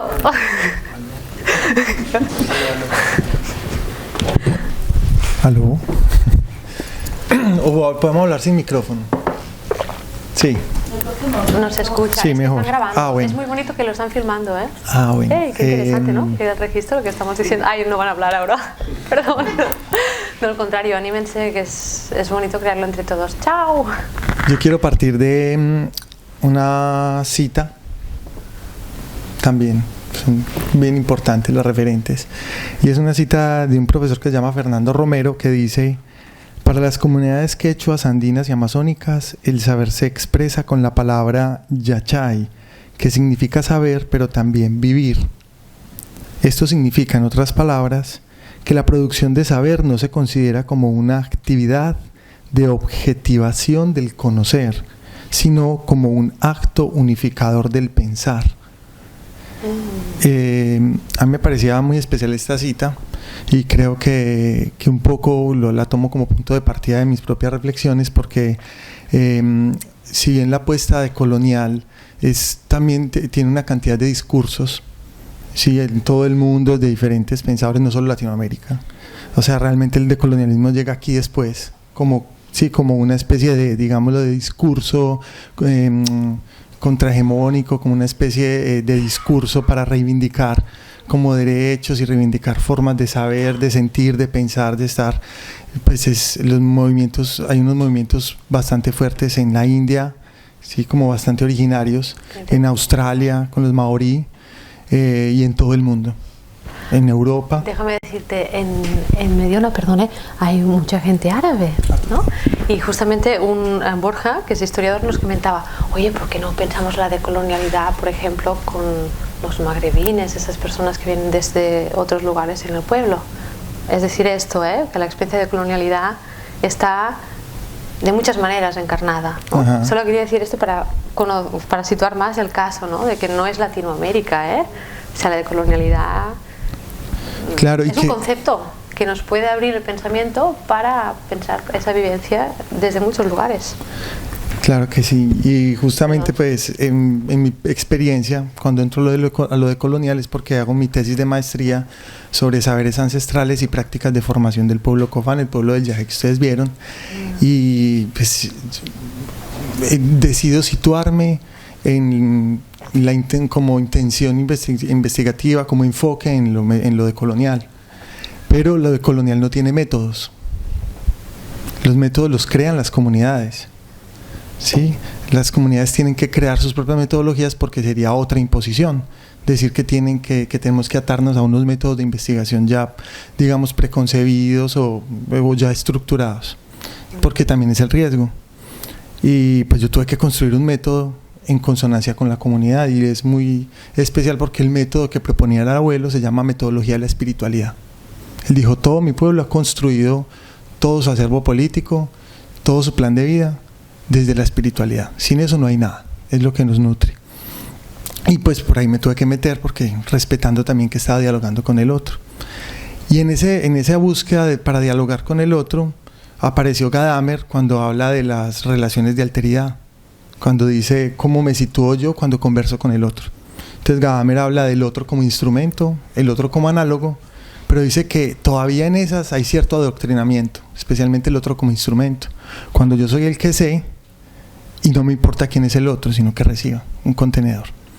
Pero cuando el otro es la tercera propuesta que él tiene, y es el otro como desconocido, si el otro es un desconocido, cuando el otro es un cómplice, que es la propuesta que él dice, instrumento, análogo o cómplice, el otro es un cómplice pero al mismo tiempo es un universo desconocido, entonces pues entro a un escenario de lo indeterminado. Interesante. ¿Cierto? ¿Cómo voy a hacer para conversar con el otro sin que sean mis referentes los que se impongan? ¿Cómo voy a ser capaz de escuchar el universo que es el otro, sabiendo que tiene que haber necesariamente una traducción? Entonces desde allí también encontré toda una cantidad de problemáticas, pero que son problemáticas que se fueron a mi vida cotidiana. ¿Sí? Cuando yo soy entonces también un colonizador, y cuando soy el que impongo una supremacía posicional, porque es que culturalmente nos movemos desde el campo de los roles. Para eso el teatro también ha sido muy importante en ese irme dando cuenta de quién soy yo. Siempre nos movemos por roles, y el rol es muy peligroso porque no es más que una máscara social tipificada, es un comportamiento tipificado dado culturalmente, donde desaparece la subjetividad del otro. ¿Quién es el otro? En el rol desaparece. Y yo en este congreso me siento muy gratificado. Todavía pues se lo expresé a 2 personas. No puedo nombrar con palabras ciertas, no podría, digamos, definir la experiencia, y creo que es imposible definirla, porque justamente la Rosa habla de la experiencia como aquello que me atraviesa, que viene de afuera y me rompe, o sea que de alguna manera es dolorosa, porque algo que yo no sabía entró y decodificó lo que yo ya conocía y sabía del mundo. Entonces cuando llega esa experiencia, irrumpe en lo que sé y en lo que soy, pues me transforma, pero digamos que la conciencia sobre ello no es inmediata, en clave de lo que decían hoy ahorita. O sea, eso no puede ser inmediato, porque entonces, claro, porque entonces entraríamos nuevamente a nombrar definiendo, y la definición tiene el riesgo de ser cerrada, que también es una postura colonial, definir, sí, porque encierra.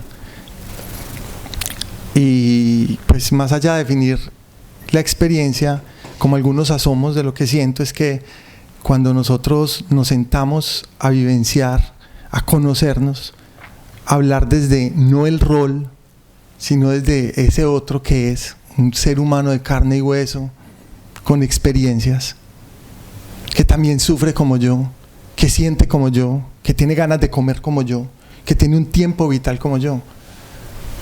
Entonces allí desaparece el rol, y ahí es donde realmente podemos conversar. Y creo que eso se dio en todo momento, porque las conversaciones más potentes que tuve eran en los espacios más impensados, en los espacios cotidianos, en los espacios de pasillo, como decimos, en la calle, comiendo, a las 2 de la mañana cuando nos quedábamos hablando en el fuego de pedagogía, de educación, de la universidad.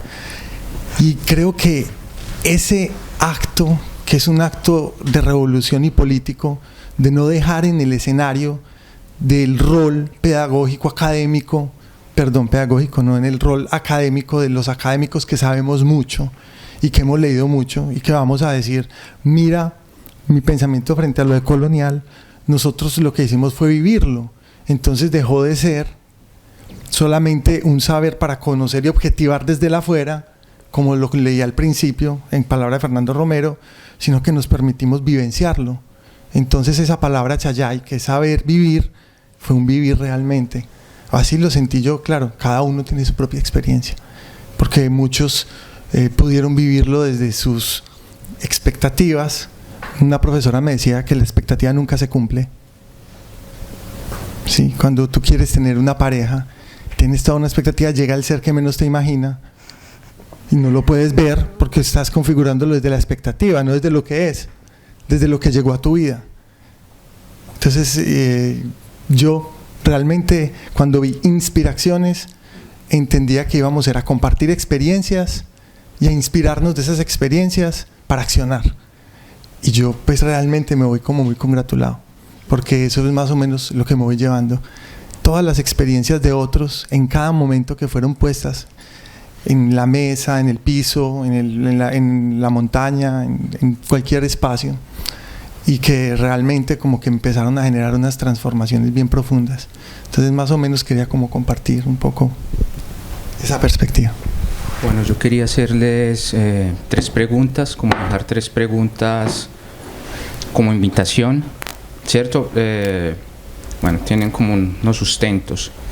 Ahorita cuando comenzaba a hablar Paola, ella hablaba que no sé, la configuración del espacio nos ha puesto a nosotros acá al frente y a ustedes allá. Y sí, es verdad. Y en muchos otros espacios, la configuración de las dinámicas sociales a muchos de nosotros nos pone al frente, ¿cierto? Muchos de nosotros somos profesores, muchos de nosotros el frente no como el lugar jerárquico, pero sí con cierta responsabilidad, nos pone al frente, no sé por qué. Y entonces la pregunta es cómo tenemos o que nos preguntemos por cómo nosotros al frente de algo, sepámoslo hacer o no, estemos confundidos o no, seamos muy seguros o no de lo que estamos haciendo al frente, incomodamos, ¿cierto? Incomodamos esos discursos, esas estructuras como tal, y que nos pensemos como, ojalá, como lo incomodáramos decolonialmente, ¿cierto? Lo segundo es sobre la sanación, ¿cierto? Porque hablábamos de la herida decolonial. Bueno, algunos no pudieron estar ayer en el ritual final, pero emergió una palabra muy bonita que era sanar la herida decolonial, ¿cierto? Que aquí muchos vinimos a hablar de lo decolonial, pero encontramos como sanación en esas heridas. Y yo encuentro muy valioso, muy reconfortante y genera mucha paz la sanación. Pero yo también me pregunto que está bien sanar las heridas decoloniales, pero creo también y que tendríamos que abrir grietas decoloniales, ¿cierto? Cambiar la herida y abrir grietas decoloniales. ¿Dónde? Puede ser con la persona que me vaya a tomar el café ahora, puede ser con mis estudiantes en la clase, con el grupo de compañeros de trabajo, pero abrir también grietas decoloniales. Y lo tercero es sobre si lo que dejó acá necesita un tiempo de reposo, un tiempo de maduración. Y yo creo que respeto mucho los ritmos vitales personales, ¿cierto? Que si lo que hicimos hoy, el fin de semana, lo tendríamos que esperar a Medellín, todo eso es muy válido. Pero yo creo que también somos, y hay una responsabilidad de haber estado acá. El ritual también implica una responsabilidad, ritualizamos, pero el ritual también hay una responsabilidad. Y frente a muchos contextos que están sucediendo, no solamente en Latinoamérica, sino en Europa, creo que hay en este momento un sentido de lo urgente, lo necesario como tal. Y no sé qué, ojalá supiera qué, pero creo que hay que hacer cosas que son urgentes y necesarias. Y creo que no dan tiempo porque, bueno, no sé, era eso lo que les quería compartir.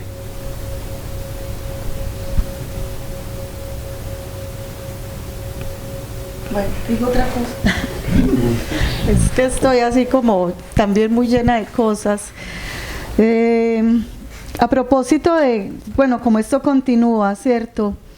Y, bueno, muy teórico lo que voy a decir, pero, no pasa nada. pero pensando, digamos que en el marco, o en la corriente de pensamiento en la que estamos tratando de ubicarnos o situarnos en esto, pues estamos en la posmodernidad y esta es una propuesta muy posmoderna, ¿cierto? De esa crítica a esa modernidad, a ese dualismo de si somos solo razón y nos olvidamos del cuerpo y los sentidos, y emerge todo esto, ¿cierto? Y en medio de esta crítica de la modernidad emerge una corriente que es la de colonialidad, ¿cierto? Y en esa medida yo creo que una de las cosas que sí tendremos que interrogarnos, pensarnos, discutir, ¿cierto? Plantear es si todo lo que hagamos en el marco de la posmodernidad es de colonial.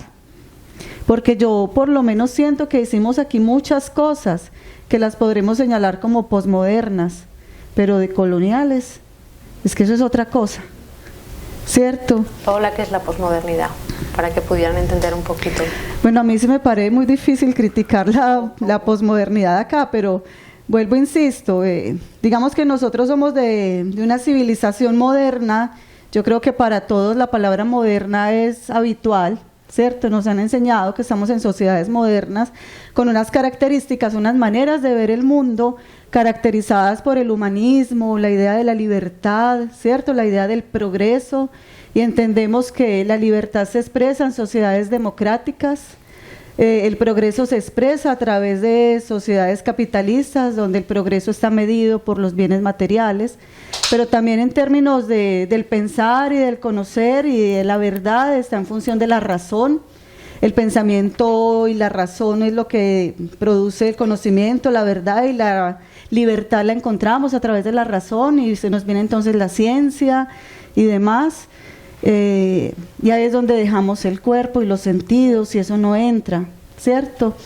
Pero lo que empezamos a criticar, o se ha empezado a criticar en esa modernidad, es que esa idea de libertad, de humanismo, de progreso, está basada en unos mitos evolucionistas, ¿cierto? En unos mitos que empiezan a excluir, que la idea de libertad no es la libertad para todos, ni la igualdad es que todos somos iguales. Empieza el mito entonces de la raza y empezamos a desmitificar, ¿cierto? Y a hacer esa crítica a esa modernidad.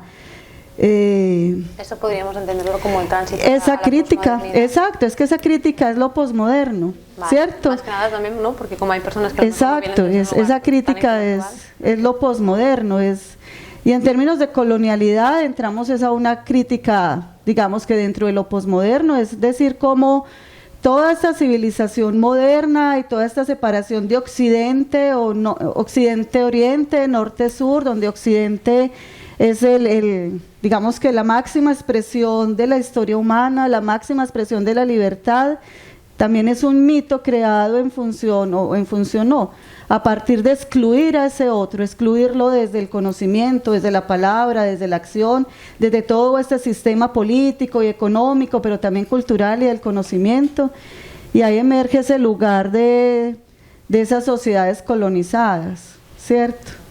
Y el papel que han tenido esas sociedades colonizadas para que pueda existir un occidente, para que puedan existir unas sociedades modernas desarrolladas, ¿cierto? Y visibilizar eso, hacerlo consciente, pero también cómo liberarnos de eso, de ese tipo de dominaciones. Empezamos a hablar de la colonialidad, ¿cierto?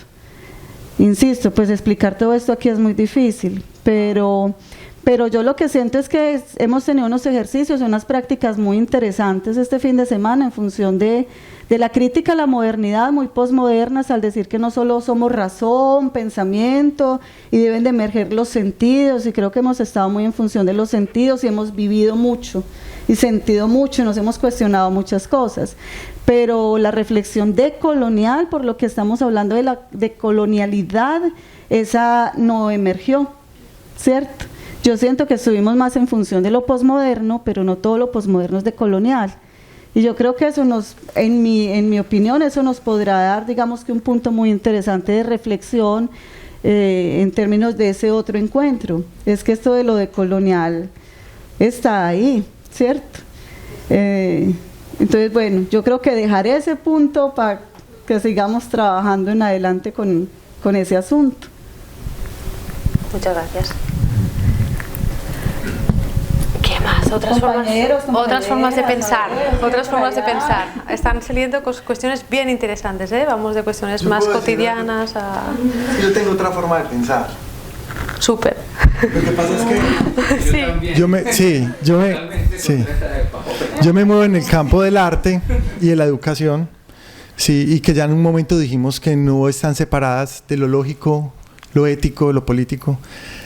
Y cuando llega la modernidad tampoco es que esté separada de la colonialidad, ¿cierto?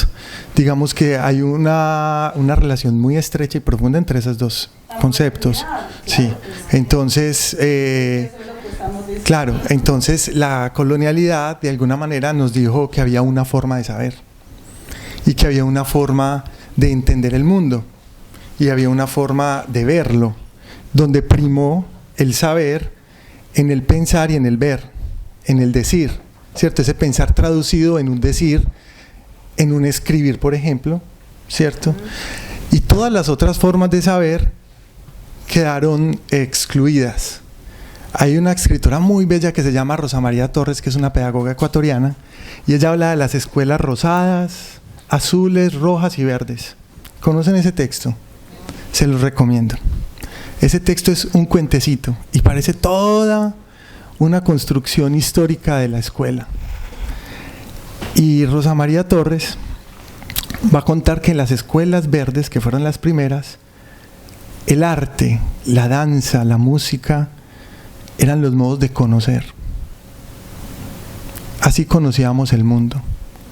¿Sí? La escuela era eso. Los niños conocían las danzas para conocer los movimientos de la vida, para conocer quién era el otro y cómo relacionarse con el otro para construir comunidad. Y asimismo era la música. En fin, iba a contar cuando llegaron las escuelas azules, que dijeron que el mundo era azul. Y entonces, cuando crea las escuelas azules, lo que va a hacer es que va a excluir el arte de la escuela. ¿Sí? Porque va a decir que el arte es una actividad complementaria, que es lúdica. Y eso es colonial, porque está diciendo que a través del arte no conocemos, que está diciendo que a través de los sentidos no podemos tener un conocimiento y un saber del mundo. Y si yo me voy, retomo lo que dije al principio, el asunto del saber como experiencia, y a propósito también de Elio Deisner, cuando dice que, bueno, Eisner lo dice a propósito de Brunowski, pero él dice que antes de pensar el mundo, antes de tener cualquier pensamiento, antes de tener el mundo en la cabeza, lo tenemos en las manos, y yo diría en el cuerpo. Un niño conoce el mundo es chupando, tocando, oliendo. Entonces nosotros nunca desarrollamos el conocimiento desde los sentidos del mundo y nunca nos volvemos, digámoslo, en esta cultura, sí, occidental, colonial. Nos dijeron que el mundo lo entendíamos era a través de las letras y a través del pensamiento. Sí, y cuando Elio Deisner dice eso, dice, nosotros somos analfabetas perceptuales. Nos volvimos unos analfabetas de la percepción. Esteicos. ¿Cómo? Origen etimológico de esteicos, lo que decía de la estética no como formalidad, sino la estética, el esteicos como y recuperar la sensibilidad. Pero entonces la sensibilidad empezó a verse ahora como un discurso de la nueva era y empezó a verse también como un discurso de es que hay que sentir. Pero claro que como nosotros no nos hemos alfabetizado en ello, sigue siendo un discurso. Entonces creemos que es solamente sensiblería porque sigue siendo la razón y este conocimiento ilustrado, que es un conocimiento que yo diría más bien información. Si es toda esta información, resulta ser mucho más culta y mucho más interesante que la otra, pero es que la otra no la hemos vivido. Entonces es como hablar de Marte sin vivir en Marte. Nosotros vivimos acá, tendríamos que irnos allá a habitar para conocer su atmósfera y su superficie. Y entonces cuando me remito a los pueblos ancestrales, para ellos, los Huitoto por ejemplo, la danza es el momento del conocimiento supremo. Para llegar a la danza de los Huitoto hay que pasar por un proceso de formación en la vida muy profundo, porque para ellos es el conocimiento del cosmogónico del universo, por ejemplo. Y si vemos para los pueblos qué es cazar, es toda una formación de la escucha y del sentido del tiempo y del sentido del silencio. Pero es que a nosotros no nos formaron para tener esos conocimientos. Entonces ahí es donde yo siento que tengo como esa diferencia, porque lo que nosotros nos permitimos acá es cómo me permito escuchar al otro y romper esa idea de que el otro, conozco al otro cuando me entrega su currículum vitae. Así nos enseñaron a conocer. Páseme su hoja de vida y yo sé quién es usted. No, nunca vamos a saber quién es el otro hasta que su universo se devele a nosotros. Me gustaría decir algo también que me ha encantado porque me ha incomodado. La Paola ha cumplido su propósito. Bien, no, es bonito porque realmente es esto, ¿no? Es conjunción de muchas cosas. Digo, a ver, tú dices, sabemos que es posmoderno lo que hemos vivido, pero ¿es decolonial? Esta pregunta me mueve y me gusta y por eso agradezco, ¿ok? Yo nunca pensé que lo que hemos vivido sea posmoderno. Pero un segundo, a mí me importa un pepino si lo es o no, porque decir es posmoderno algo constriñe. Y cuando tú me dices lo que hemos vivido es posmoderno, yo te preguntaría, a ver, ¿quién de esas personas ha adjudicado ese atributo a esa experiencia? Solo para reflexionar que sí sentí como una imposición al decir que lo que hemos vivido es posmoderno. En eso estamos todos de acuerdo, no ha habido ese debate todavía. Entonces sí que siento que la delicadeza de decir eso es posmoderno. Lo único que podemos saber es de dónde nace la experiencia que hemos vivido, que nace de esto. Y Reescribiendo entre cuerpos, justamente lo que pretendió fue alejarse del discurso de la posmodernidad, porque me lo metieron así, porque era una moda. Era una moda aquí en Europa hablar de posmodernidad todo el tiempo que yo estuve haciendo un doctorado. Entonces justamente dije, no, tengo que vivir, salirme de categorías, vivir y a partir de las experiencias ir trazando significados con unas palabras que tengan un sentido poético que permitan al otro, ¿qué te sugiero? ¿Qué te sugiere la palabra reconocerte o darte? Esa palabra está cargada de una energía muy distinta a la energía que lleva debajo la palabra eso es, ¿no? Eso lo dices tú, ¿no? Pero la palabra posmodernidad de por sí tiene una energía. Y eso hay que tenerlo en cuenta. Entonces yo sí que quiero reivindicar que lo que hemos vivido no está hecho desde ese concepto en ningún momento, que a ti te lo puede haber parecido, pero sí que quiero rectificar que justamente más bien fue un quererme alejar de un concepto que he sentido muy desencarnado en la academia, lo posmoderno. Es más, aquí en Barcelona hubo un tiempo que se hacían camisetas diciendo no soy posmoderno. Entonces, por eso te digo que también igual diferencias culturales, momentos, y que es muy bonito y es un reto lo que estamos haciendo, y lo digo con el amor, la discusión es para conversar, para crear, pero sí quiero decir que justamente es curioso, ¿no?, que se diga que algo asumimos que sea posmoderno cuando, bueno, pues justamente la energía mía era alejarme de esta categoría de decir esto es posmoderno. Es que ni siquiera en la forma de reescribir entre cuerpos, como fue sucediendo todo, estaba esa palabra. Justamente mi giro fue un salir de la academia para que esa palabra no empujara o no tiñera la significación de lo que es reescribir entre cuerpos, que es mucho más que constreñirme a una época histórica, un movimiento que piensan solamente algunas personas. La posmodernidad es un concepto elitista, diría yo, muy elitista.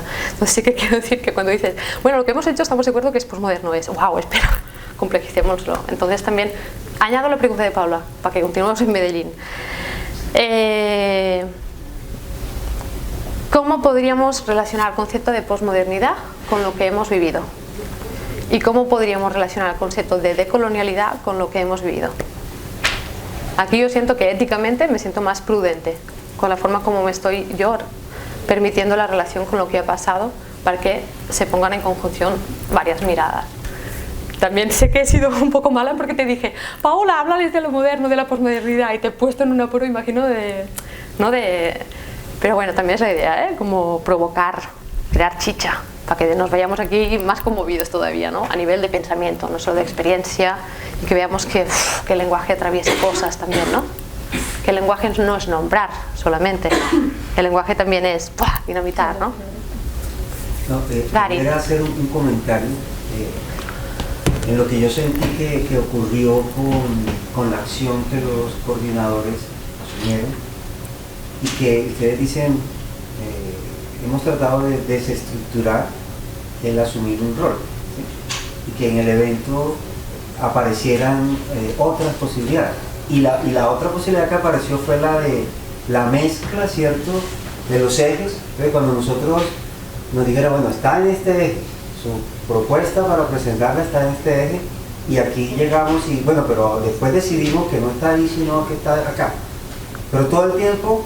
Espera, Gary, perdona, que quiero entenderte bien, es muy importante lo que estás diciendo. Ver cómo es. O sea, nosotros pasamos unas propuestas que se presentaron y las decisiones las tomaron ustedes.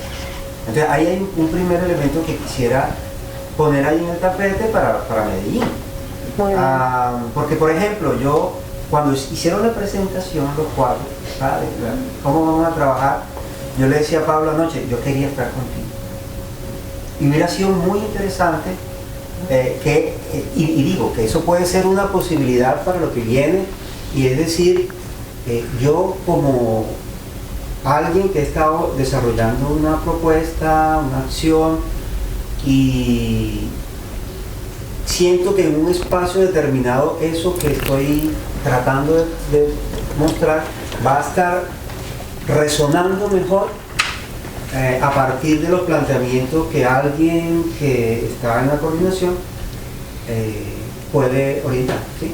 Entonces, por ejemplo, lo planteo a partir de no se me está, digamos, no lo estoy proponiendo en este momento desde mi opinión, sino a partir de un ejemplo que he vivido en la Escuela Pedagógica Experimental. Allá hay un reto.